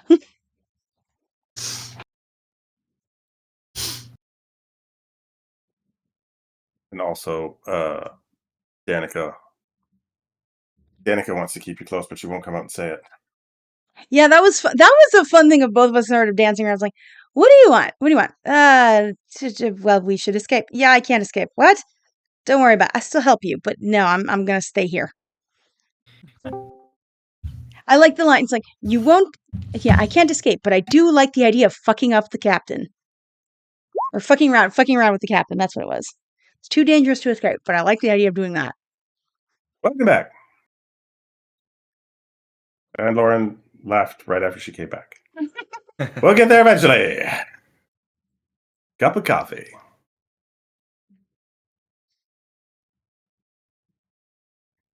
What level is everybody at? 2 with 2 advancements. 2 with 2 advancements? I'm spending 3 per tier right now. Per advancement. Yeah, 3 per advancement, yeah. I am 3 per advancement? 3 per advancement once we're in tier 2. Yeah, 2 per advancement at tier 1, 3 per advancement at tier 2. I'm at the same place as tier 2 with 2 advancements. Lovely. Tier 2, 1 advancement. All right.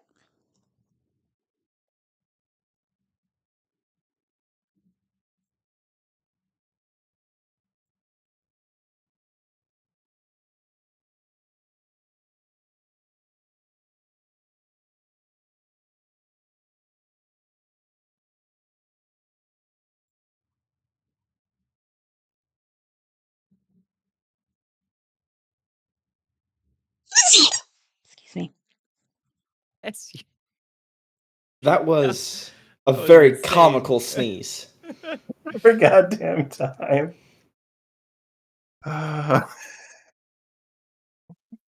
Baxy's looking at you like that sounds familiar.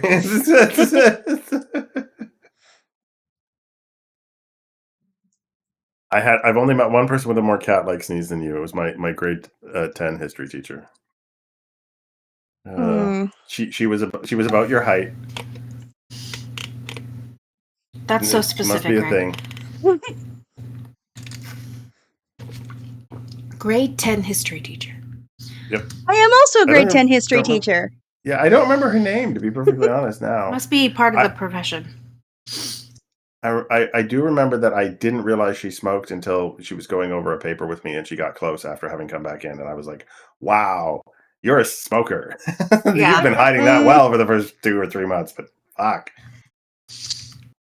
Oh, man. That's a crush breaker, that. Oof. Smoking? Yeah. Finding out your teacher smoked? Yep. Oh, good. Yeah, not exactly. Okay. Yeah. What are we doing? Where are we? Right. Oh, we're going to the gates of hospitality. Oh, we have the Bridge of Being. We got to go to the Bridge of Being. Where are we? Sorry. All right, what's going on? Where are we? Why do you have plus 5 to your recovery rolls? Because as one of my tier 1s and one of my tier 2s, I took increased recovery rolls. That is wild, dude. Yeah, oh shit! I was like, "Wow, you guys are already on tier 2." They, I realized, yeah, missed sessions. So it's only 2 points per advancement for tier 1. Yeah. Oh shit! Yeah, that's right. Sorry, I forgot that was also the 3 rule. points for tier 2. 3 and tier 2. Yeah, damn. Shouldn't be that far behind. No, because you really only missed one session. Yeah, I just haven't taken any advancements. That's the issue. Oh. What are you re-rolling everything? I think she's just stockpiling the XP. How many XP do you have? 6. Yeah. Do something with it. Spend 4. I forgot that there was a +2, okay? Also, this is only the second time I've played. third if All you right. count the time I played the Beatle, okay? So, pro tip, you may want to spend those. Like now. Maybe. Possibility. Maybe. Possibly. Or bad You things got it, happen boss. in the next hour or Yeah. 45 minutes. Uh, Still here. I just turned off the camera for a second. I was about to say, God. All right. I love Longest- Bob's little icon. Yeah. It was animated earlier and now it's not. Why isn't it animated anymore? It doesn't. You have to. I have to now hover it's over it. animated. Yeah.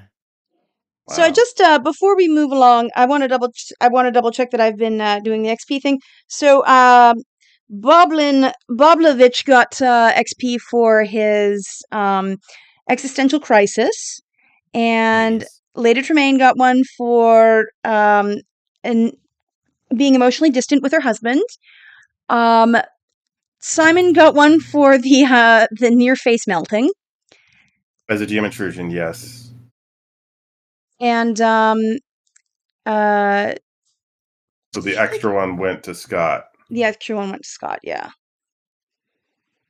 I thought I'd given another one on that.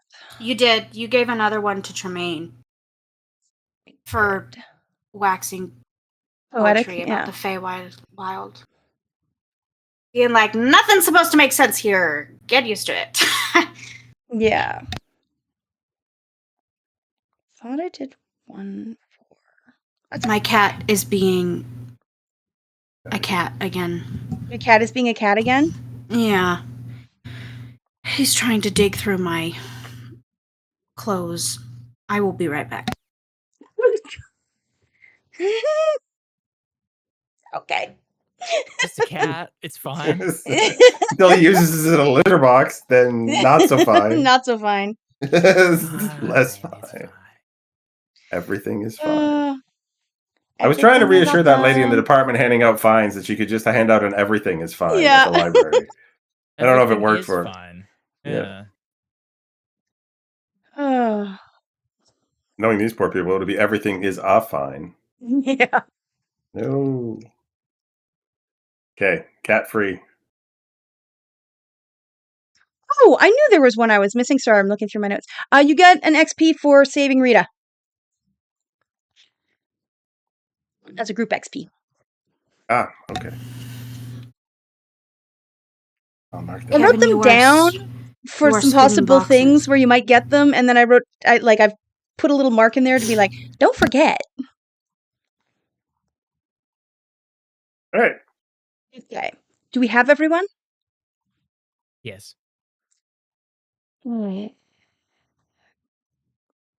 Just mad at his camera. As long Very as you mad can at my hear, camera. it's fine. Fix it in 1 second.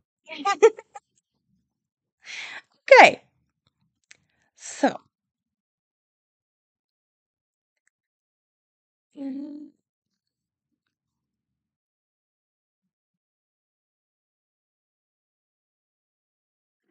All right, so you guys are heading to the Bridge of Being.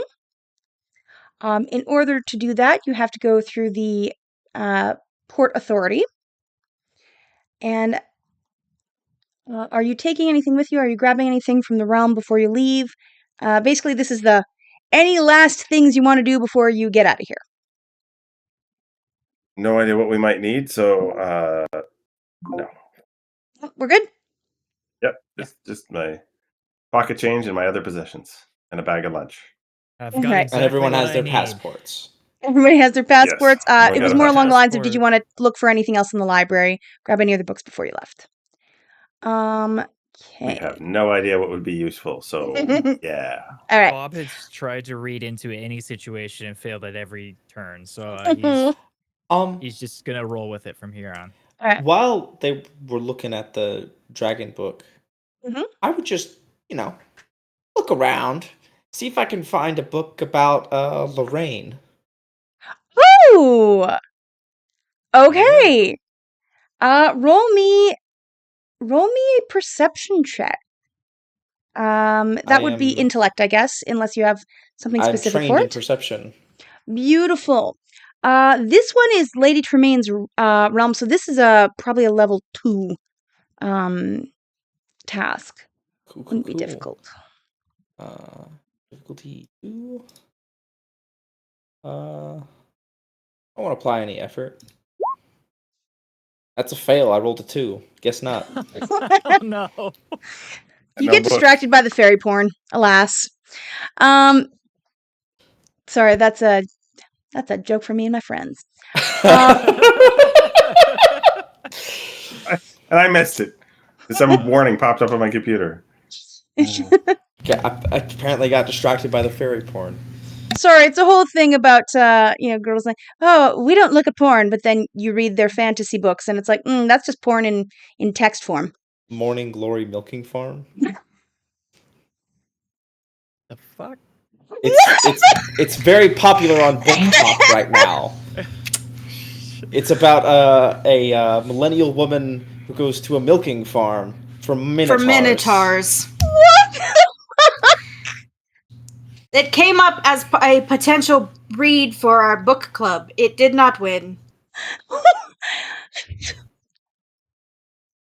I've read a little bit of it.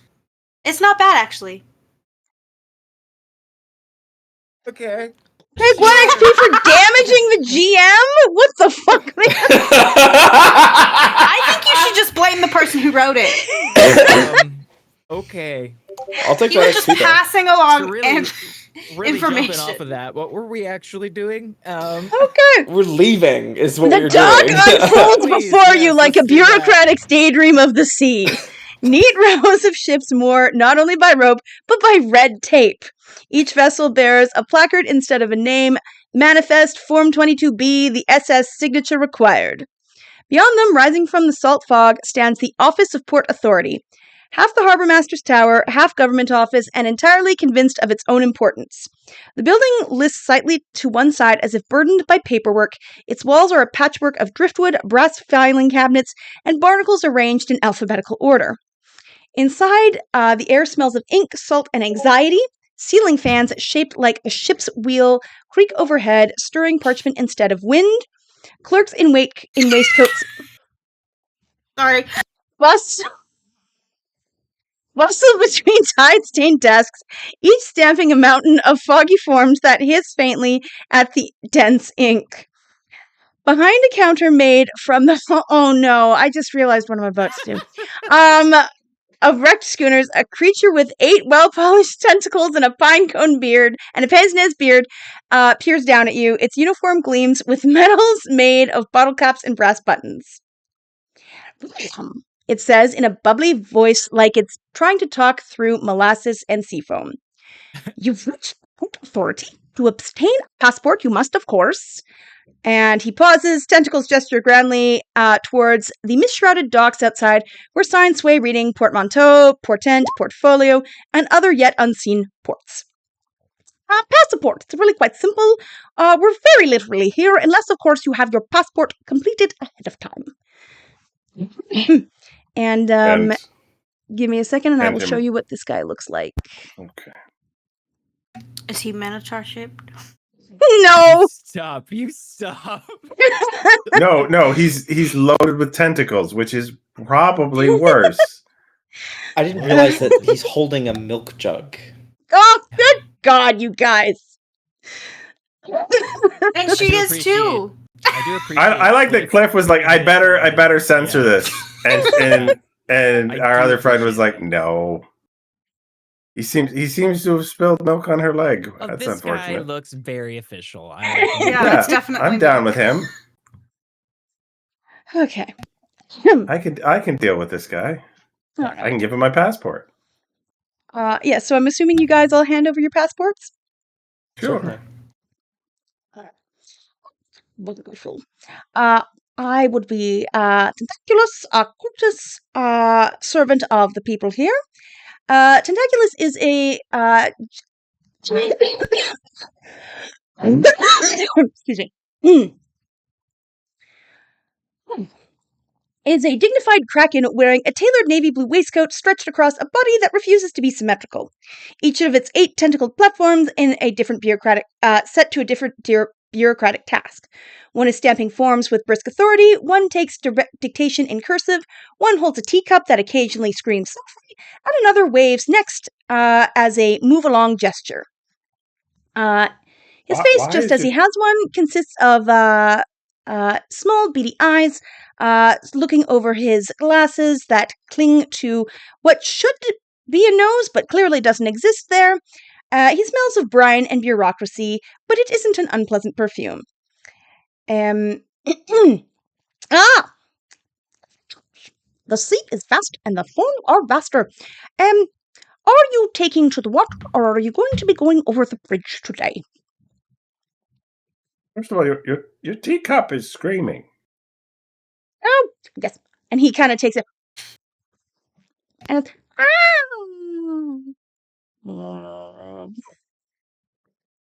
Am I missing a pun? Think that it's just a screaming teacup. It came from the screaming tea kettle, you see. That one whistles more often. This one is still in a bit of a rebellious phase. Obviously, Simon, you should have known that. We will be Truly, crossing the bridge, good sir. Now you're starting to get it, Bob. I appreciate that spirit. Truly, I was remiss in asking the question in the first place. Could you direct us to the bridge, my good Kraken person? Yes. But before, I am afraid you do need to state your destination. Oh, wait, I wrote that down somewhere. Gates of The hospitality. gates of hospitality. Yes. Oh, that is lovely. What does hospitality mean to you? It means enjoying the company of friends, possibly in their homes, though that didn't happen very often. Yes, offering one's the things of one's own to others who might join you. Ah, it's a very domicile sort of definition. I will need the definition. I will need the destinations of all present here and their definitions wherein. Are you in agreement with the man here, or is there a different definition that you would have for hospitality? So I can direct you to the correct key. So above table is asking you to define hospitality, and it does seem to be rather important for your ability to cross. Bob thinks about an answer for a second because he's got a very specific idea of hospitality in mind. But then he hears the last bit where he says, "So I can direct you to the correct gate." And he just looks up and says, "Hey, yes, I'm in agreement with my compatriot here. About the meaning of hospitality." And so he stamps your passport with one as well as Simon's. Young one, this hospitality to you, so I might direct you to the correct gate. Hospitality is generosity. All right. And the stony one. Oh, you're going to want a very firm definition to suit your particular form. And he holds up both the form and looks at you and all of your stoniness. Firm isn't usually my style, but I mean, Ledgermain would know about hospitality. She's host to a lot of people. Right, yeah, no. It's just she was Defining referencing things. the defining things is the part, like her definition of hospitality will change depending on who she's with. But I think she just says hospitality. I think it would really just be making sure someone felt like home. So a very, very cozy sort of definition. Very good, very good. And he kind of on each of your forms. And do you have any goods and emotional or spiritual value to declare? We hold up need my to look lunch at your bag. emotional baggage, so to speak. He holds up his lunch bag and he goes, I mean, a lot of emotions come with a good snack. What do you have generally for a snack, sir? And what was your childhood munchable? I'm trying to imagine, and I'm coming up a bit blank, to be perfectly honest. I'm usually Sardines, pretty good maybe? at this stuff. I do like sardines on toast. Very fond of that since coming into this new post. I reach into the bag and I pull out a already open somehow can of sardines that has not spilled yet, and a piece of toast.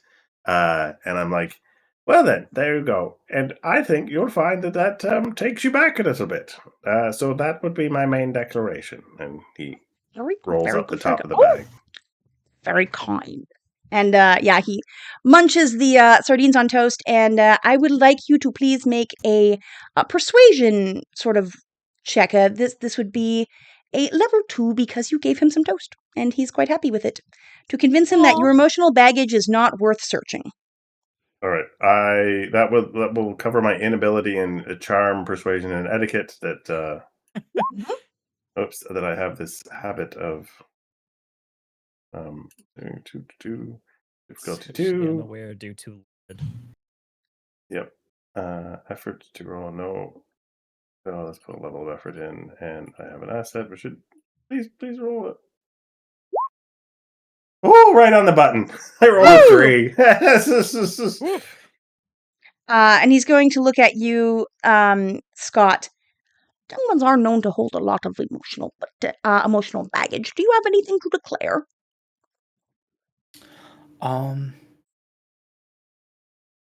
Ennui. Ooh, holding a lot of that. Well, you are allowed to have a certain degree of that with you at all times, as it is permitted with those of a certain age. How much ennui would you be having, and what would you be containing it in?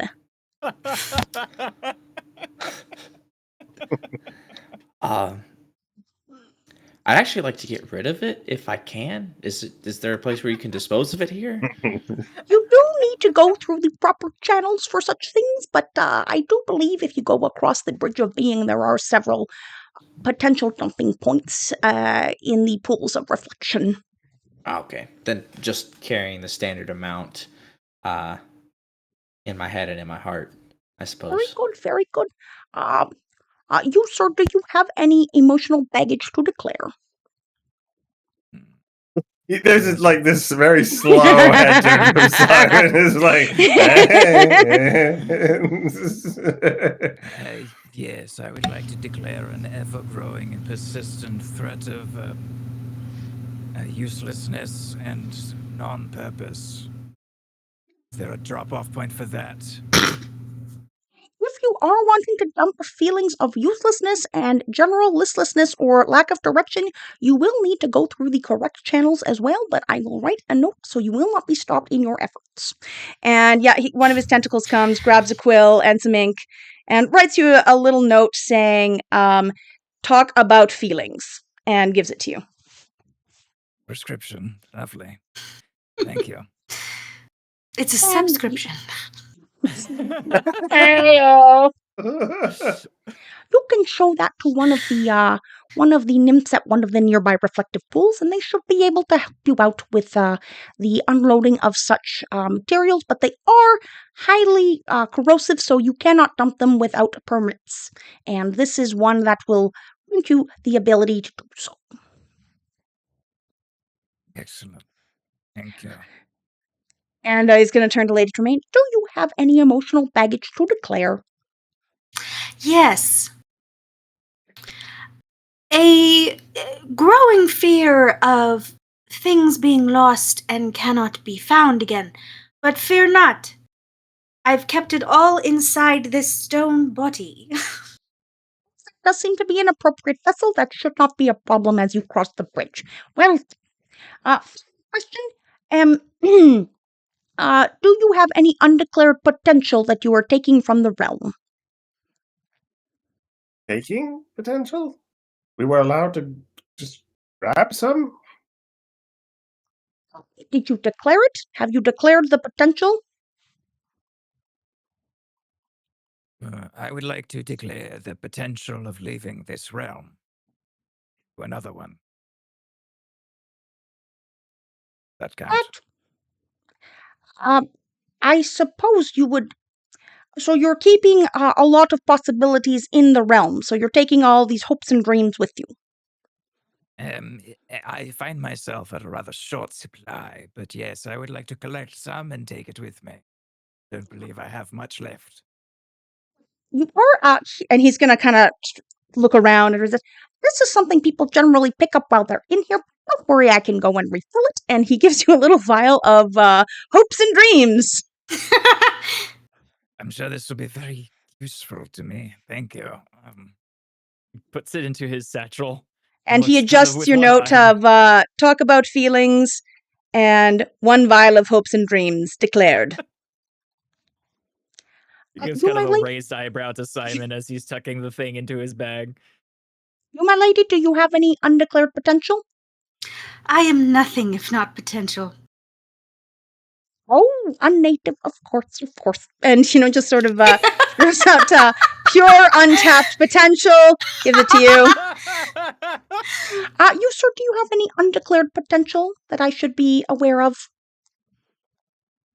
Well, I probably should have picked up the potential to defeat a nasty dragon as it's occurring to me as we're leaving here, and I didn't see any in the window. So no, I've not.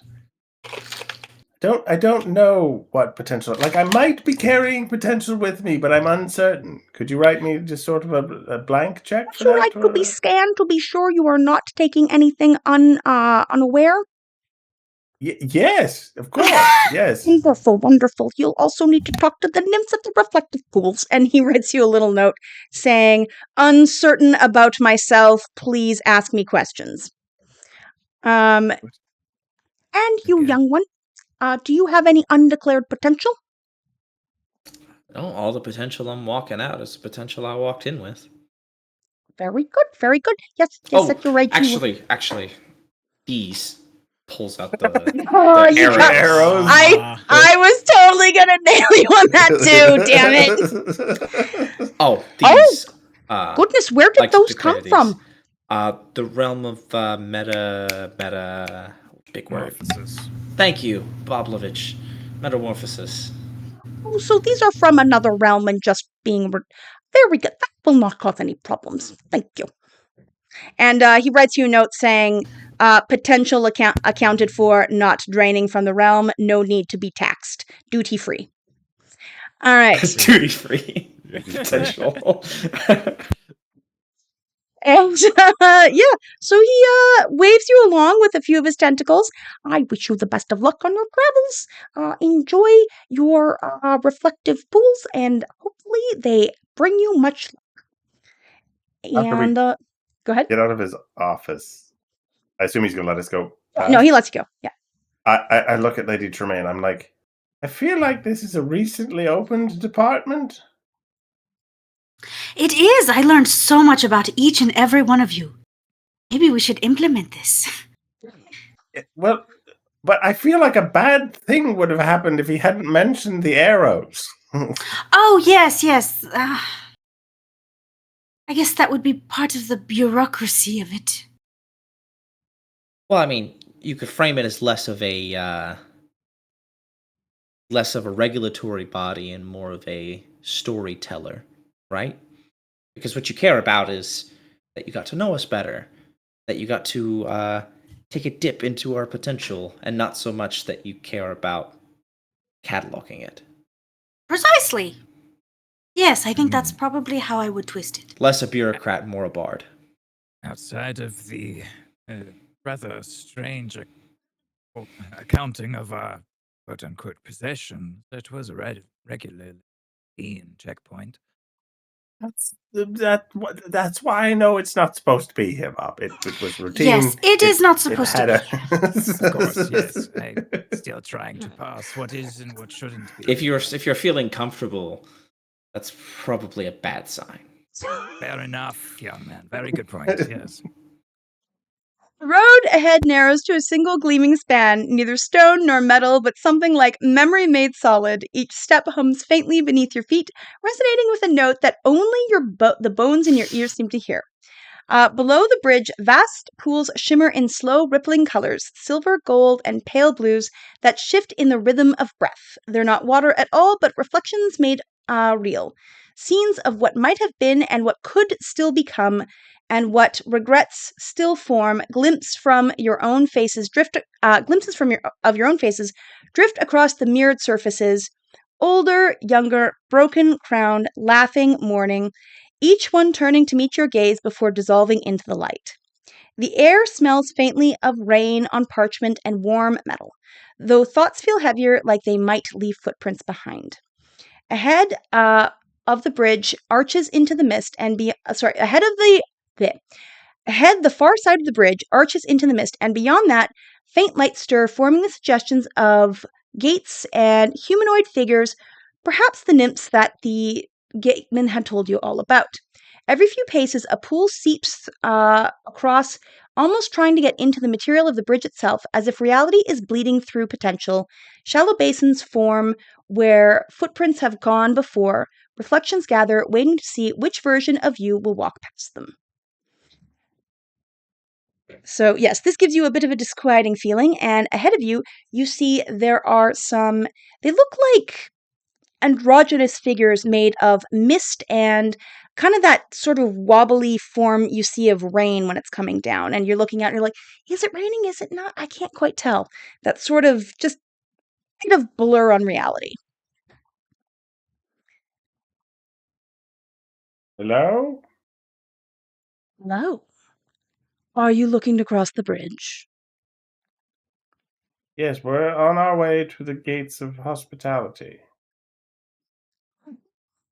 Well, there is a toll to be paid. We have taxes now, you see, and Yeah, I've we will. heard. So the it's toll. come up. We do require a element of yourself to be left in the pools in order to sustain the bridge for the safety of everybody involved. Could you clarify what you mean by an element of ourselves? Is it an emotional thing, a physical portion of ourselves? What exactly waits to the X? Scott will dagger at his belt, just shave off a bit of hair and sprinkle it in the pool. As you sprinkle it into the pool, you see the possibility of yourself with long, luscious locks, the most beautiful, almost Rapunzel-esque hair that you could have ever grown.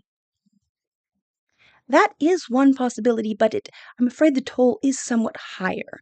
We would ask that you put a drop of blood or think on a memory that is quite uh, potent for you in order to complete the rest of the rest of the crossing. Simon looks down into one of the pools and he remembers way back when he was 21 years old, and he had arrived at Castle Frogtop in the Chelit Bog for his appointment as the court wizard upon the completion of his actual training. And he remembers getting his office in order, getting a room with alchemy ingredients and a library request started, and then he got a letter, and the letter was from his teacher, Aaron Thoughtwood, and it urged him to come back and take over her job, as she had already trained 7 wizards, and there was another child on the way, and she could not be there when they arrived, or she would have broken the chain. And he reflects upon whether he should have just what his life would have been like had he ignored that letter and been a court wizard for the last 42 years instead of all of the other things that he had done. The pool ripples before you. I'm assuming you kind of like you've touched it while you're making yes. The pool ripples before you, and you see a wizard much like yourself, much leaner, however, wearing rather opulent robes. You seem to be in a rather ornate but severe-looking building. Lots of sort of gothic points at all areas of the room, and next to you seems to be somebody in a lot of like jewelry, something that isn't done for fashion, something that shows status.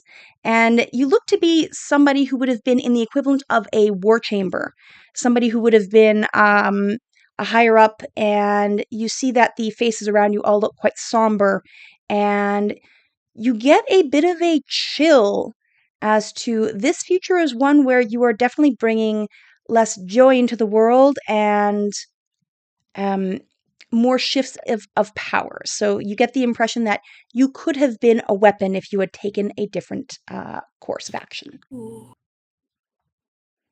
He thinks about the student who he tried to train, who made themselves a weapon despite all of his best efforts, and he kind of like shakes his head that he goes, but for the grace of chance, choices go I. Is that enough? He looks up at the nymph. And you see a path just wide enough for you to walk, with glowing footsteps that are just your foot size make themselves known. He's, I so badly want him to go, good luck, losers, but he won't. He just he quietly steps along the path. All right. They're going to look at you guys. Bob, following kind of suit of Simon, looks off into the pool and puts a finger down into it as he contemplates far back, nearly 131-ish odd years, to a very old memory when he was but a household janitorial service goblin in the house of Jane Ray, and he overheard some visiting drow talking about plans and putting plans in motion behind a wall to murder his mistress. And he remembers the thoughts racing through his head as he considers balances and weights of revealing this information to someone much more important and much higher stature than he should ever be allowed to even speak to. And then he remembers his small feet pitter-pattering across stone floors of the castle and into a chamber he had no right to be in, who loudly announced to a powerful person who would absolutely and should have killed him that her visitors were plotting to kill her. And the devious and somehow touched look in this drow matriarch's eyes as she looked down at him with a look that he never expected, which was amusement. And he remembers that very day when he was appointed as a butler instead of janitorial, and where that would lead his life to become the man he is now. As the water starts to ripple out from the point where your finger touches it, you see a version of yourself that is scarred, bleeding, and clearly imprisoned. And you see it is not your mistress, it is another drow looking in front of you. And you spit a bunch of drow curses, basically telling her that she'll never contain the freedom of those who deserve it. You appear to be some sort of member of a rebellion, somebody trying to take out the drow that you have served faithfully your entire life. It gives you the impression of bitterness and betrayal.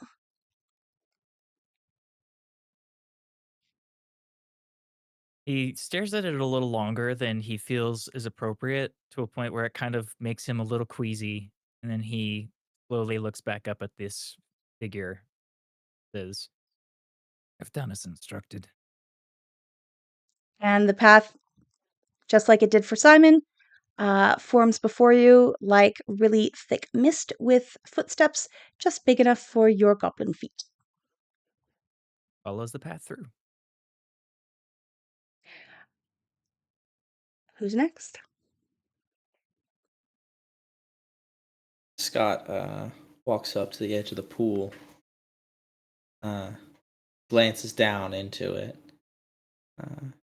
He thinks back to a time when he was very small, playing hide and go seek in the moonlit groves where he grew up, and sweet music he heard drifting through the trees. But he'd heard sweet music all of his life. I mean, an elven grove. This was something different than the praises of the stars and the moon and trees, of the gentle and harmonious existence of an elf. This was something hardier, brasher, bolder. And he followed that trumpet in a sea of woodwinds through the trees until he found a skald, a warrior bard, telling tales of men, of humans, around a campfire. And he listened in the trees, and something stirred in his chest that day that he did not feel again for decades. A feeling that he sought out but could not find among his people. And Scott wonders, what would it be like if that skald had never visited the wood? Would he be happier? You see a older version of yourself. Somebody who looks to be closer to the age of your father. And they are in very important robes. They seem to be in a very important discussion with what looks to be other members of another clan. And it looks like, had this person never come by, you might never have left the grove. You may never have left the woods. You would have stayed in a very rigid sort of place. This seems to be a point of great importance that as the ripples kind of come through, you see that it goes off, and if there are like glimpses of you in the mortal realm, there's glimpses of you in an elemental realm, there's glimpses of you with a human, there's glimpses of you surrounded by dwarves, and then it settles again back in front of you with the what looks to be a council. And you get the impression that the moment you're thinking of was a deep, very important fork in the road for you. But being the youth that you are, you still have a lot of possibilities, and that future is still within your realms of what might be.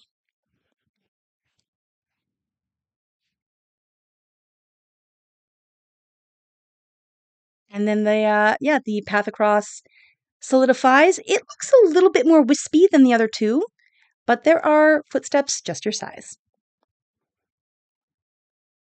He'll look to the misty forms and smile brightly, nod his thanks, and go skipping down the path. All right. Lady Tremaine? Lady Tremaine, I was going to ask if there was a sense that these misty creatures could see the memories that were being given, but I don't think Lady Tremaine would necessarily care. I mean, So you I'm guys not can see gonna. the memories that are reflecting, so they definitely Wonderful. can. Yeah. Yeah, I think she just gets really caught up into it. And I think Lady Tremaine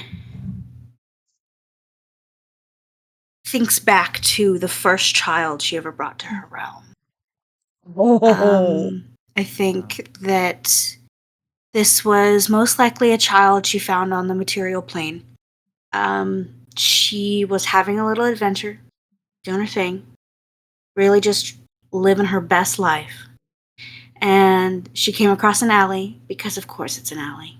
Naturally. And there was a small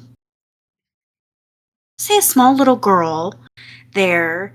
And when Lady Tremaine looked at her, she felt something in her chest that she'd never felt before. And it's the same feeling it's Lady Tremaine has always had this urge to share her realm of potential, because it has to go. Like, it has to go somewhere. Like, it can't just stay. She understands that it has to. If it was sealed, it would burst. Yes, exactly. Yeah. And I think that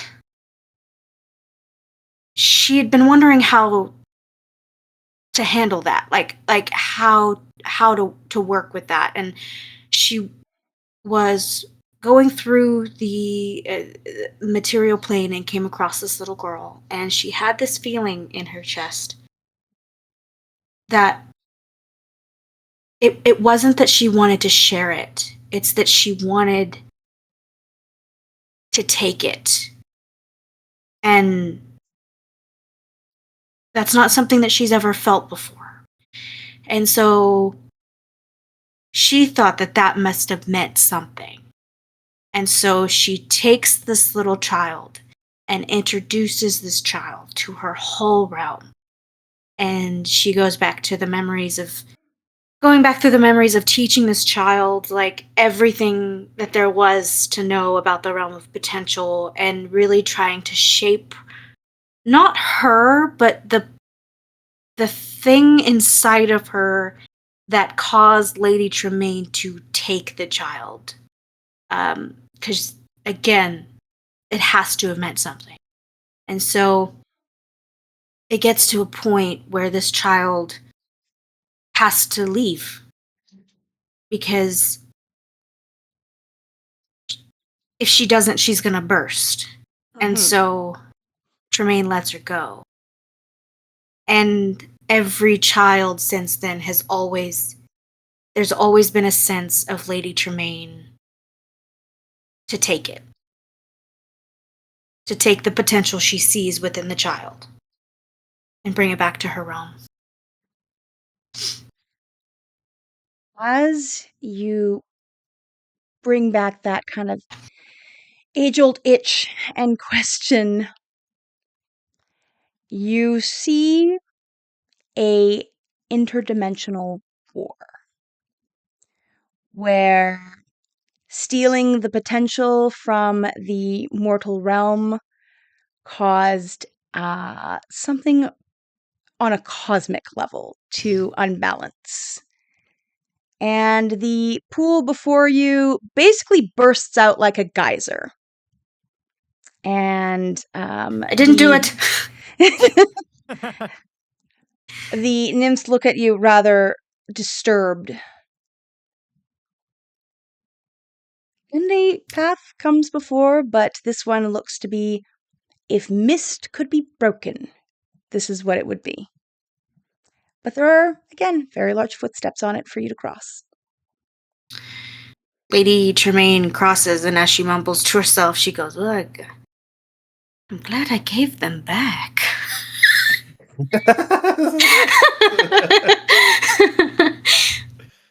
The nymphs bid you well. Take care as you go. There have been strange ripples in the ponds, and things have come through them, demanding that we haven't seen before. There's some sort of regrets that we think have been tainting the waters. Something that taxes the soul as it thinks on what it might have been. Beware, and good luck. And so, yeah, they take the regrets from you and put them in a weird little kind of jar that all of the colors and images blend into a strange sort of think a reflective surface that every time you squint and look at it a different way, it's kind of like a hologram. Mm-hmm. And yeah. Question: do Yes. we remember them? The memories that they took. You remember them, but they all feel a little bit more distant. Like you have to think a little harder to get to them. Okay. All right. As you guys are moving forward, do you say anything to each other? Because you all saw what like none of those were secret. Ledgermain looks at Bob and she goes, "A rebellion." I'm trifle of the inevitabilities that don't exist. But you can change it. Yeah, did you notice that there was a bit, Lady Tremaine, a bit of a knock-on effect about taking a child like that? Yes. Very strange. Very strange indeed. It's never happened. I gave them back. Has it never One happened? is messing. Has everything squared up? Everything cool? Like, I mean, obviously flows around your neck. That's a small problem. Any other problems? I mean, there is the matter of Lorraine and the missing treasure. The most recent one. I haven't given them back because I can't. You would know, however, that Lily was at the point that you would have been giving them back. Oh no. You know, I've just remembered something. And that is where we will end our session. Thank you, ladies and gentlemen. Oh no! Oh, no. Simon's like, yeah, the hell you just remembered it. Lauren, you could not have picked a better memory. That was amazing. I was sitting there, I'm like, what would Tremaine give? She doesn't have any blood to give, so it's gotta be a memory. So I was like, maybe it's the first time that she ever felt truly disappointed, which would have been with Flo. But I was like, no, I want to see what Joelle does when I tell her first child that she took. So good. I mean, that was going to come out no matter what, but damn, I like how it came out. Yeah. Oh, no. No. You know, I've just remembered something. So if it wasn't clear, the realm of potential is basically like the heart of the Feywild. It's everything springs from here. Mm-hmm. So this thing being bled to death is kind of concerning. It's not great. Well, I mean, like, it's all concerning, but I think for Bob and Simon perhaps more so, what's concerning is that they seem to be on this roller coaster ride that they did not buy tickets for and have no fucking clue how to get off. I don't know if Scott cares as much because Scott's like more like, oh, this the ice tip of the iceberg of adventure. Is this what's going on? Well, it is the tip of the iceberg of adventure, but more so Scott promised Lorraine's wife he was going to find Lorraine. Yeah. Right. This is Lady Tremaine. This is how he finds Lorraine, is ride this till its conclusion. He's on an adventure. Yeah. This is exactly what he signed up for. The fact that he has such grumpy traveling companions is just funny. He's the main character, and we're all just background. His mind, probably. Well, there's a thing in Cloudward Ho where they go to this place that is a land of like plenty and happiness and whimsy, and everyone they meet or everyone they bring with them finds adventure, much like Scott is like finding adventure. And then everyone in the cast is like, well, clearly they're the main character, and we're just watching their story. Like we're just the audience, and Brennan keeps doing this thing where he brings people back in, and they've had some sort of start to a grand adventure to prove that yes, in fact, everyone in Zood is the main character and finds adventure. It's so fun. Go ahead, Lauren. Go ahead.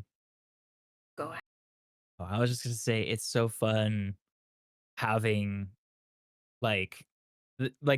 there is Scott like on his adventure and Tremaine trying to like recollect the things that she knows are right, and then there's Simon and Bob who are like they're like dichotomies of each other, but in the same situation. Like they're both at the end. They're both smart as a whip, right? Yeah. And not really good in a fight. Yeah. And they both know it. Like none of them is either any illusions as to who they are. Yeah. But they're both. Yeah. But like Simon is like this positive example, and Bob is the negative, and so like they like complement and clash in every conversation we have, and it's so fun. Yes, Simon's convinced that it's just a matter of putting the pieces together and it's all going to work out fine, right? Because it's just why wouldn't it? Why wouldn't it?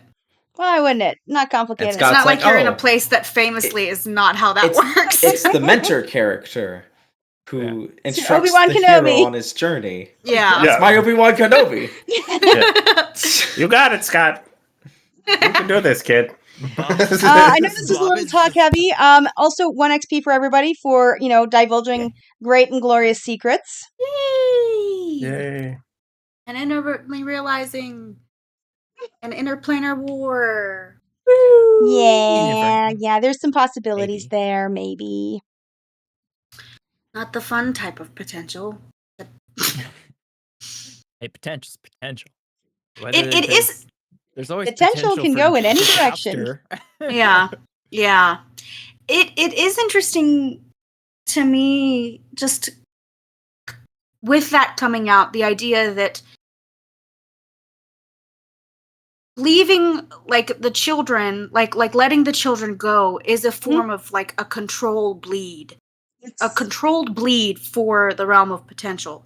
It allows the power within that realm to disperse to other realms and planes in a safe, healthy way, which is very interesting because I don't think that would have been anything Lady Tremaine would have connected. Like, obviously, she understands that there needs to be balance, but I think that she thinks it's the whimsicalness.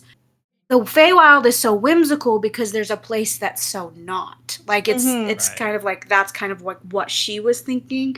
But the idea that it can be a little bit more deeper than that is really cool. That I really liked, Joelle. Thank you. I'm glad you liked it. I got iron skin. You got iron skin, man. You got perma armor. And also, Kevin, you don't know what you've done for me, but thank you so much. I'm so excited for next session. I don't know what I've done for you. Oh no, but I'm so excited for next session because we have to get to the reflecting pools and talk to the nymphs. Well, no, that's what you. Ennui. Well, you got started there. You crossed the bridge, but there's Oh, those were the nymphs, and that was the reflective pools. Yeah, that was the toll bridge, but they've told you got to keep going. Yeah, I've got a prescription. Yep. Exactly. Work on feelings. If you want to try to dump some of those things, there are specific places that you can do that. Pay the environmental fees. Offload his ever-growing, persistent threat of uselessness. That was a really cool conversation too between Simon and Bob, and then Lady Tremaine. Oh yeah. With Bob being like, "I'm a servant. Like I've always been a servant." Well, and Simon is like, oh, like I can't stay away from the teaching moment. Yeah. Right. Like, because he's always like, he doesn't care how old you are. He doesn't care whatever. It's like, oh, I see you've not unfolded the knowledge here. Let me guide you to the trough. Please drink. And Lady Tremaine is like, "Why the fuck aren't you drinking?" It was just funny for her to be like, I loved Tremaine's take on that too. Of just so like, yes, people have told you that you're a servant, and so that's what you think you are. And he's just like, yes, I was told I was a servant because that's what happens. Yeah. That is the literal. That is exactly what happened. Yeah. The concept that you say no, I'm not a servant, isn't a thing where he comes from. It's just, you are a servant or you're dead. And her being like, well, that just doesn't sound like a fun place at all. That doesn't sound fun. what Simon is because he doesn't know what the gates of hospitality are really about. He's like, they're probably going to offer something to Bob, and he's going to try and be a servant. And Simon is like, I don't like that. I don't like him doing the thing you're not supposed to do here. Like, Bob is gonna outserve the entire gates of hospitality. Yeah. he's trying to get Bob to roll with it so we don't cause a ruckus, right? And he's like, okay, I can't even get there. I can't get Bob out of servant mode. Well, The little ding ding ding when Tremaine was like, but you're in the Feywild, you're not there, was fun. Yeah. I was like, yes, you just described our situation. You just said the thing we're going through. That was so funny because I, like, as a player, was thinking like, okay, he's going to try and recontextualize this for them so that they understand where he's coming from. And then you're like, you've just described everything that we're going through right now. And I was like, shit, you're right. I thought you were gonna ask. Good point, bro. I thought you were gonna ask, like, well, what would you do in your situation? And my response was gonna be, well, I'd probably be talking to a goblin as he's riding on his beetle. I greatly enjoyed being able to describe Scott's little blip in the water because it's you do still have all these paths in front of you. Yeah. It's cool. I think I was thinking about this over the break. The idea that obviously everyone is in a stage of transition in their lives, but Bob and Simon in particular have already had so much of their lives, like that they've gone through already, and Scott is still so new to life in general, so to speak. Yeah.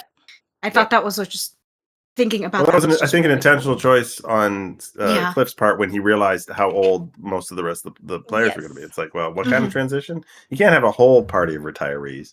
Yeah. I mean, you can. That would be really fun. It would be super fun. But I do appreciate having the youngin'. Yeah. But just like Simon and Bob are really interesting contrasts of each other. That's what I wanted Scott to be, was the fresh face and the party of old hands. I am I'm really excited for next week. I'm so excited for next week. You know, Lady Tremaine's not here next week. Oh no, I got something in mind for that. We're good. We're good. Yep, no problem. Just a friendly reminder because Yep. We tend to forget during sessions that not everybody is at every session. It is like, yep. And you did not exit her out of the narrative like you did last time, which is fine. Yep. Something tells me she's going to be exited out very quickly at the beginning of the next session. She's got her own thing going on. It'll be fine. I'm just picturing like 10-man joints rusting. I do like the description of Tremaine's lip in the water of being like, and then it explodes and the mist nymphs looks at you like you're crazy and very disturbed. And I like how you go, I didn't do that, when precisely you did exactly that. Well, it's the fact that she didn't do that, though, that's what I liked. It's, I didn't make that choice. I didn't do that. Yeah. Aren't we all happy I didn't do that? Yeah. Look what could have happened. Aren't we glad I made different choices? Yeah, and it's like, oh, also, you are in the process of doing that. Maybe I did do it. Yeah. I like that each of our, well, I guess I can't say each of our, but I like how Simon and Bob specifically, like their choices that they made in their memories led to them having different, but not necessarily like better outcomes in every situation, right? Because it's like obviously Simon wouldn't want to be used as a tool for war or anything like that, but there still would have been, a life and glory for him in some ways. And Bob would have been some kind of rebel, which could be good for him in the moral sense, but it could be a terrible option for living. Yeah. Joe's really Also- good at riffing off of that stuff, right? That's your strength as a DM is building a story off of another story in the moment. Yes. And I've watched you do it a bunch of different times, and I'm like, yeah, there's no way you can't prep any of this stuff. No. You're just letting your imagination run and talking as you do it, and that can be really challenging for a DM who is interested in quote their story unquote, right? And you're interested in the player's story or the character's story, so you're very well in tune with like somewhere to go with things, even like, and then it becomes canonical because you're the horizontal and vertical, right? But yeah, that's. I whenever like a scene is set up like that where it's like this open-ended, hey, what are you going to give me? I'm like, oh, this is Joe's favorite bit. It's going to go well. It's my total favorite bit. I love that. Yeah. Also, Greg, the lore drop of you being like, and then Simon thinks about the one student he had who did turn himself into a weapon. What the fuck? Yeah. What the fuck, man? Yeah. He's been alluded to before. Hang on, I think he I might has be been being alluded to before. Yeah. Yeah, I don't ignore your backstories, that's for sure. There's gold. Yeah, that was really there. cool. I really liked that. Yeah. My entire first arc of my campaign with my IRL group was from somebody's backstory. There's always gold in the backstory. Nice. Oh, and Kevin, in case it wasn't clear with why Boblovich became a rebel, he did go and tell somebody, and he was betrayed. Gotcha. Yeah. So yeah, that's why he's just like, yeah, no, fuck these guys or girls, because. I would like to petition renaming Boblin the Goblin. No, I'm finally getting Boblovich in my head. That's just gonna no. Boblin the Goblin. The fact I think it was the very first episode where someone was bothering him on the carriage, and he called. He asked them about the person who had like this horrible name. Hang on.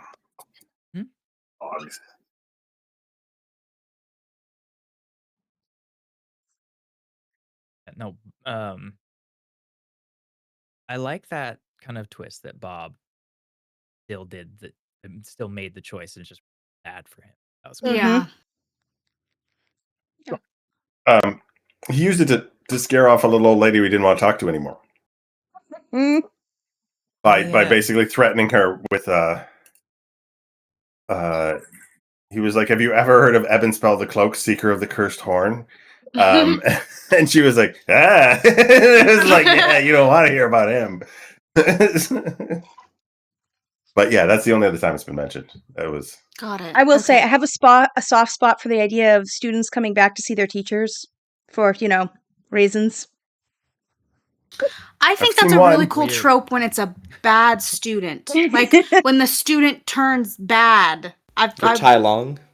Mm-hmm. Yes, exactly. Isn't that the entirety of the first 6 books of Harry Potter? I don't know. I never read the first 6 books of Harry Potter. And you shouldn't. But yeah, it's essentially the big bad evil guy is a spurned student of Dumbledore. I knew that. Well, I guess Is that Voldy's whole deal? Nah. Yep. It's not so much he's a spurned student. I just it's feel like there's a lot of self-hatred with Voldemort it's like a double whammy of him being like pissed at Dumbledore and also being pissed that Lily Potter never liked him. Like Lily Potter, that's Snape. No, that's Snape. That's Snape. That's Snape. That's Snape. Yeah, Snape is the one that didn't Voldemort have beef with the Potters for some reason, or am I thinking? No, I think his only beef was prophetic beef. Yeah. He didn't like Lily because she was Muggle born. Yeah, she. Oh, that's right, because he was a racist. And I think, from what I remember of the lore that my sisters dumped on me when they were reading and watching Harry Potter movies, it was like they were both offered positions within Voldemort's ranks, and then they turned him down. And then that was another thing he just added to the list of why he hated the Potters. Yeah. Of all of the fandoms that I'm super obsessed with, Harry Potter's never been one of them. So, No. yeah. Nor should That it makes be. sense. Once again, Yeah. the raging anti-trans moron who wrote the books deserves not the $1 billion that she has. Agreed. Nobody who trades in hatred should be paid any attention to. Just very interesting that it wasn't until the billionaire part happened that the other Weird stuff how that happens, happened. huh? It's almost Yeah. like money makes people think they can get away with stuff. What? Crazy. And on that, I know I'm going to remember to stop recording. And I don't have to ask you the name of the session because I have to come up with Great. that. We're ending it Yeah. with slander to J. And it's J.K. Rowling.